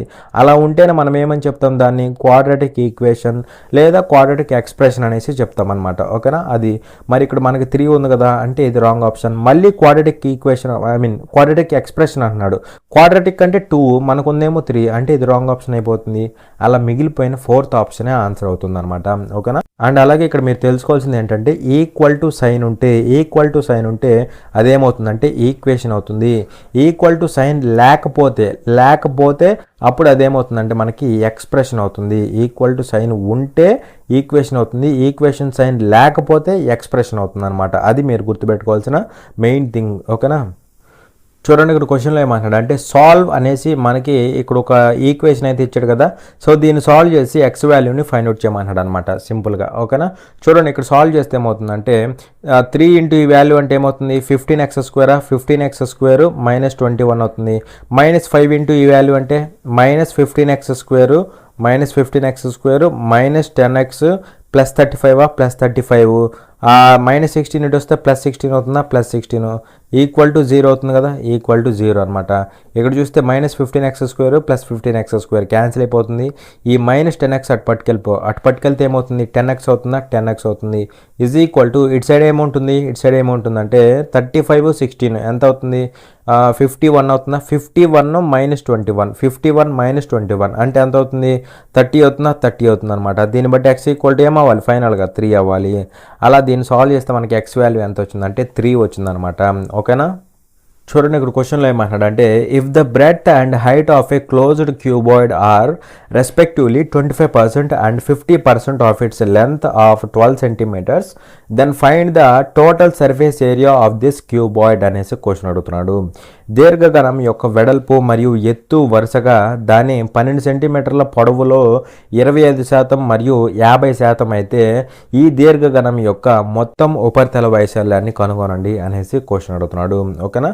ఇక్కడ ఏమంటాడంటే చూడండి జాగ్రత్తగా if the breadth and the height of a closed cuboid are respectively 25% and 50% of its length of 12 centimeters అంటున్నాడు. అంటే ఇక్కడ లెంత్ ఎంత అంటే 12 centimeters. లెంత్ ఎంత 12 centimeters. అదేవిధంగా ఇక్కడ ఏమంటున్నాడు బ్రెడ్త్ అండ్ హైట్ అదేవిధంగా ఏమంటున్నాడు అంటే breadth and height are 25% and 50% of its length అంటే రెస్పెక్టివ్ అంటున్నాడు కాబట్టి బ్రెడ్త్ ఎలా ఉంది 25% ఆఫ్ ఇట్స్ లెంత్ అంటే లెంత్లో 25% ఉంది. లెంత్ అంటే 12 కదా, ఇందులో 25% అంటే 1/4 అనమాట. అలా బ్రెడ్త్ ఎలా ఉంది లెంత్లో 25% అంటే లెంత్ అంటే 12, అందులో 25% అంటే 1/4 అనమాట. ఓకేనా? అదేవిధంగా హైట్ ఎలా ఉంది హైట్ 50% ఉంది కదా, ఇందులో లెంత్లో 50%, లెంత్ అంటే 12, 50% అంటే హాఫ్ అయినా కదా, హాఫ్ అనమాట. ఓకేనా? ఇది ఇక్కడ ఇచ్చిన కండిషన్స్. సో అలా మనకి బ్రెడ్త్ హైట్ లెంత్ ఇవన్నీ ఉన్నాయి అనమాట. ఇవి ఉంటే total surface area of the క్యూబాయిడ్ని కనుక్కోమంటున్నాడు. సో ఈ క్యూబాయిడ్ యొక్క టోటల్ సర్ఫేస్ ఏరియాని ఫైండ్ అవుట్ చేయమంటున్నాడు. మరి ఇక్కడ చూస్తే వాల్యూస్ ఏమవుతాయి అంటే చూడండి 4 1 టైం పోతుంది, 4 ఇక్కడ 3 times పోతుంది. అలా బ్రెడ్త్ ఎంత అంటే 3 అవుతుంది, 2 1 టైము 2 ఇక్కడ 6 times, హైట్ ఎంత అంటే 6 అవుతుంది, లెంత్ ఎంత అంటే 12 అవుతుంది. ఈ 3 ఉన్నప్పుడు total surface area of the cuboid ఏమవుతుందంటే 2 times of L B plus B H plus L H అనమాట. L B plus B H plus L H అనమాట. ఓకేనా? So that is equal to ఏమవుతుందంటే చూడండి 2 times ఆఫ్ ఎల్బి అంటే 12 × 3 36 అవుతుందా, 36 అవుతుంది. ప్లస్ బిహెచ్ అంటే 3 6 18 అవుతుందా, 18 అవుతుంది. ప్లస్ ఎల్హెచ్ అంటే 12 6 72 అవుతుంది అనమాట. ఓకేనా? So that is equal to ఏమవుతుంది అంటే 2 times ఆఫ్ 18 72 ఎంత అవుతుంది అంటే మనకి 90 అవుతుందా, 90 136 ఎంత అవుతుంది, సారీ 90 అను 36 సారీ 90 36 అంటే ఎంత అవుతుంది అంటే 126 అవుతుందా, 126 అవుతుంది అనమాట. So that is equal to ఏమవుతుందంటే చూడండి ఇక్కడ 252 అవుతుందా, 252 ఏమవ్వాలి స్క్వేర్ సెంటీమీటర్స్ అవ్వాలి. ఓకేనా? స్క్వేర్ సెంటీమీటర్స్ అనేది మనకి ఆన్సర్ అవుతుంది. అర్థమైందా? చూడండి ఇక్కడ క్వశ్చన్లో ఏమంటాడు అంటే the sum of the ages of 5 children born at the intervals of 3 years each is 60 years. What is the age of the youngest child అనేసి క్వశ్చన్ అడుగుతున్నాడు. 3 సంవత్సరాల వ్యవధిలో జన్మించిన 5 పిల్లల వయసులో మొత్తం 60 సంవత్సరాలు, చిన్న బిడ్డ వయసు ఎంత అనేసి క్వశ్చన్ అడుగుతున్నాడు. ఇక్కడ ఏమంటాడంటే the sum of the ages of 5 children born at the intervals of 3 years each అంటున్నాడు. సో ఇక్కడ 3 సంవత్సరాల గ్యాప్తో పుట్టిన 5 మంది పిల్లల యొక్క సమ్ ఎంత అంటే 60 years అనమాట. అర్థమైందా? 3 సంవత్సరాల గ్యాప్తో పుట్టిన 5 పిల్లల యొక్క సమ్ ఎంత అంటే 60 years అనమాట. సో ఇక్కడ 5 పిల్లలు కదా చూడండి, ఫస్ట్ వాడు, సెకండ్ సెకండ్ వాడు, థర్డ్ వాడు, వీడు ఫోర్త్, వీడు ఫిఫ్త్ అనమాట. వీడు ఫస్ట్, సెకండ్, అదేవిధంగా థర్డ్, ఫోర్త్, ఫిఫ్త్ అనమాట. ఫోర్త్, ఇది ఫిఫ్త్ అనమాట. ఓకేనా. అయితే వీళ్ళ మధ్య ఇంటర్వెల్ ఆఫ్ 3 years అంటున్నాడు కదా, అంటే వీళ్ళ మధ్య గ్యాప్ ఎంత అంటే 3 years, 3 years, 3 years అనమాట. అంటే వీళ్ళిద్దరి మధ్య గ్యాప్ 3 years, వీళ్ళిద్దరి మధ్య గ్యాప్ 3 years, వీళ్ళిద్దరి మధ్య గ్యాప్ 3 years, వీళ్ళిద్దరి మధ్య గ్యాప్ 3 years అనమాట. అవునా. ఫస్ట్ వాడు, సెకండ్ వాడు, థర్డ్, ఫిఫ్త్, ఫోర్త్, ఫిఫ్త్ అనమాట. అర్థమైంది కదా. అయితే ఇక్కడ ఏమన్నాడు అంటే what is the age of the youngest child. So వీళ్ళలో చిన్నవాడి వయసు ఎంత అన్నాడు. మరి లాస్ట్ వాడు అంటే చిన్నోడే కదా, లాస్ట్ వాడు అంటే చిన్నోడే కదా. సో వీడు చిన్నోడు అయిపోతాడు అనమాట. ఓకేనా. సో వీడు యంగర్ చైల్డ్ అవుతాడు. వీడి యొక్క ఏజ్ ఎంతో ఫైండ్ అవుట్ చేయమన్నాడు. అవునా. అయితే ఇక్కడ మనకేమి ఇచ్చాడు, ఈ 5 యొక్క సమ్ ఇచ్చాడు. ఈ 5 యొక్క సమ్ ఎంత అంటే 60 అవుతుందా, 60 అవుతుంది అనమాట. ఇప్పుడు నేనేం చేస్తానంటే యావరేజ్ కనుక్కుంటా. దీన్ని నార్మల్గా చేయొచ్చు, లేదంటే ఇప్పుడు నేను చెప్పే ప్రొసీజర్లో కూడా చేయొచ్చు. యావరేజ్ అంటే ఏం చేయాలి, బై 5 చేయాలి కదా, 5 ఉన్నారు కాబట్టి సమ్ 60 బై 5 చేస్తే 5 ఉన్నారు కాబట్టి అప్పుడు యావరేజ్ వస్తుంది. ఎంత అంటే 12 అవుతుంది అనమాట. ఇదేమవుతుంది, ఇది యావరేజ్ అవుతుంది. అవునా కదా. మరి ఇక్కడ చూస్తే పక్క టర్మ్స్ మధ్య డిఫరెన్స్ ఎంత ఉంది, అంటే 3 ఉంది. అంటే డిఫరెన్స్ అనేది కాన్స్టెంట్గా ఉంది. మరి పక్క టర్మ్స్ మధ్య డిఫరెన్స్ అనేది కాన్స్టెంట్గా ఉంటే అప్పుడు ఈ టర్మ్స్ అన్ని ఎక్కడ ఉన్నట్టు, ఏపీలోనన్నా కాదా, ఏపీలో ఉన్నట్టు అనమాట. అర్థమెటిక్ ప్రోగ్రెషన్లో ఉన్నట్టు. అప్పుడు అర్థమెటిక్ ప్రోగ్రెషన్లో ఉంటే యావరేజ్ ఎక్కడ ఉంటుంది, ఎగ్జాక్ట్లీ మిడిల్ టర్మ్ అవుతుంది. యావరేజ్ అనేది ఎగ్జాక్ట్గా మిడిల్లో ఉంటుంది. మిడిల్ టర్మ్ అంటే ఇదేనా కదా, ఇది మనకి యావరేజ్ అవుతుంది. ఆ యావరేజ్ ఎంత అంటే 12 అవుతుంది అనమాట. ఎంత అవుతుంది, 12 అవుతుంది. మరి ఇక్కడ మూడో పిల్లోడు యొక్క ఏజ్ ఎంత, 12 years. ఆ తర్వాత పుట్టేవాడిది ఎంత ఉంటుందంటే ఈ తర్వాత పుట్టేవాడు అంటే థర్డ్ వాడు తర్వాత ఫోర్త్ వాడు పుడతాడు. అవునా కదా. మూడో వాడి తర్వాత 4వ వాడు పుడతాడు. అప్పుడు వాడి ఏజ్ ఎంత అవుతుంది, వీడికంటే 3 years తక్కువ ఉంటుంది. ఎందుకంటే డిఫరెన్స్ ఎంత, 3 years కదా. మరి వీడు పెద్దోడు, వీడు చిన్నోడు తర్వాత పుట్టేవాడు కాబట్టి వీడికి డిఫరెన్స్ 3 కాబట్టి వీడు ఎంత ఉంటాడు, 9 years ఉంటాడు అనమాట. అవునా కదా. డిఫరెన్స్ 3 కాబట్టి 9 years ఉంటాడు ఫోర్త్ వాడు. అప్పుడు ఫిఫ్త్ వాడు ఏజ్ ఎంత అవుతుంది, వీడికంటే 3 years తక్కువ, వీడికంటే 3 years తక్కువ. అలా వీడి యొక్క ఏజ్ ఎంత అవుతుంది అంటే 6 years అవుతుంది అనమాట. ఓకేనా. సో అలా 6 years అనేది ఆన్సర్ అవుతుంది. లేదు అంటే మీరు ఇంకో విధంగా కూడా చేసుకోవచ్చు. ఎలాగంటే చూడండి, ఫస్ట్ వాడి ఏజ్ సపోజ్ x years అనుకోండి, సెకండ్ వాడిది ఎంత అవుతుంది, x - 3 అవుతుంది. ఎందుకంటే వీడితో పోలిస్తే వీడు చిన్నోడు కదా, వీడు చిన్నోడు కాబట్టి వీడికంటే తక్కువ ఉండేది. ఎంత తక్కువ అంటే మధ్య గ్యాప్ ఎంత, 3 కదా, 3 తక్కువ ఉండేది అనమాట. అలా వీడు x - 3 అవుతాడు. వీడు ఎంత అవుతాడు, వీడికంటే 3 years తక్కువ ఉంటాడు. గ్యాప్ 3 కాబట్టి తక్కువ కాబట్టి -3 చేయాలంటే x - 6. అప్పుడు ఫోర్త్ వాడు ఏమవుతాడు, x - 9 అవుతాడు. తర్వాత ఫిఫ్త్ వాడు x - 12 అవుతాడా, 12 అవుతాడు. అయితే వీళ్ళందరి యొక్క సమ్ ఇచ్చాడు అనమాట. సమ్ ఎంత అంటే మనకి ఇచ్చింది 60 ఇచ్చాడా, 60 ఇచ్చాడు అనమాట. అవునా కదా. 60 ఇచ్చాడు. అక్కడ నుంచి మనం x వాల్యూని ఫైండ్ అవుట్ చేయొచ్చు. మరి ఇక్కడ యాడ్ చేస్తే ఏమవుతుంది చూడండి, మొత్తం ఎక్స్లు ఎన్ని ఉన్నాయి, 5 ఉన్నాయి కదా. సో 5x అవుతుంది. అదేవిధంగా మైనస్ వాల్యూలు -3 -6 -9 అవుతుంది. -18 -30 అవుతుంది. టోటల్గా -30 అవుతుంది అనమాట. ఆ -30 అటు వెళ్తే +30 అవుతుంది. సో 60 + 30 అంటే 90 అవుతుందా, 90 అవుతుంది అనమాట. సో అలా x వాల్యూ ఏమవుతుంది, అంటే 18 అవుతుందా, 18 అవుతుంది అనమాట. మనల్ని అడిగింది x వాల్యూ కాదు, మనల్ని అడిగింది ఏంటంటే చిన్నవాడి వయసు ఎంత అన్నాడు. మరి చిన్నవాడు అంటే 5వ వాడనే కదా, లాస్ట్ వాడనే కదా. సో వీడి యొక్క ఏజ్ అనమాట. వీడి యొక్క ఏజ్ అంటే ఎంత అవుతుంది, x - 12 అవుతుంది. అంటే 18 - 12 అయిద్దా, 18 - 12 అనమాట. అంటే ఎంత అవుతుంది, 6 అనే కదా. సో 6 years అనేది చిన్నవాడి యొక్క ఏజ్ అవుతుంది. దట్ ఈజ్ ఆప్షన్ 1 అనమాట. అర్థమైందా.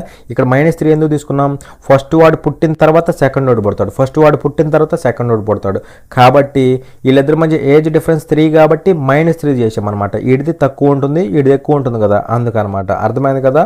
సో ఇంతవరకు కాన్సెప్ట్ అనేది క్లియర్ అనుకుంటున్నాను. For more such free videos subscribe to our channel, like, share and comment. Thanks for watching. జై హింద్.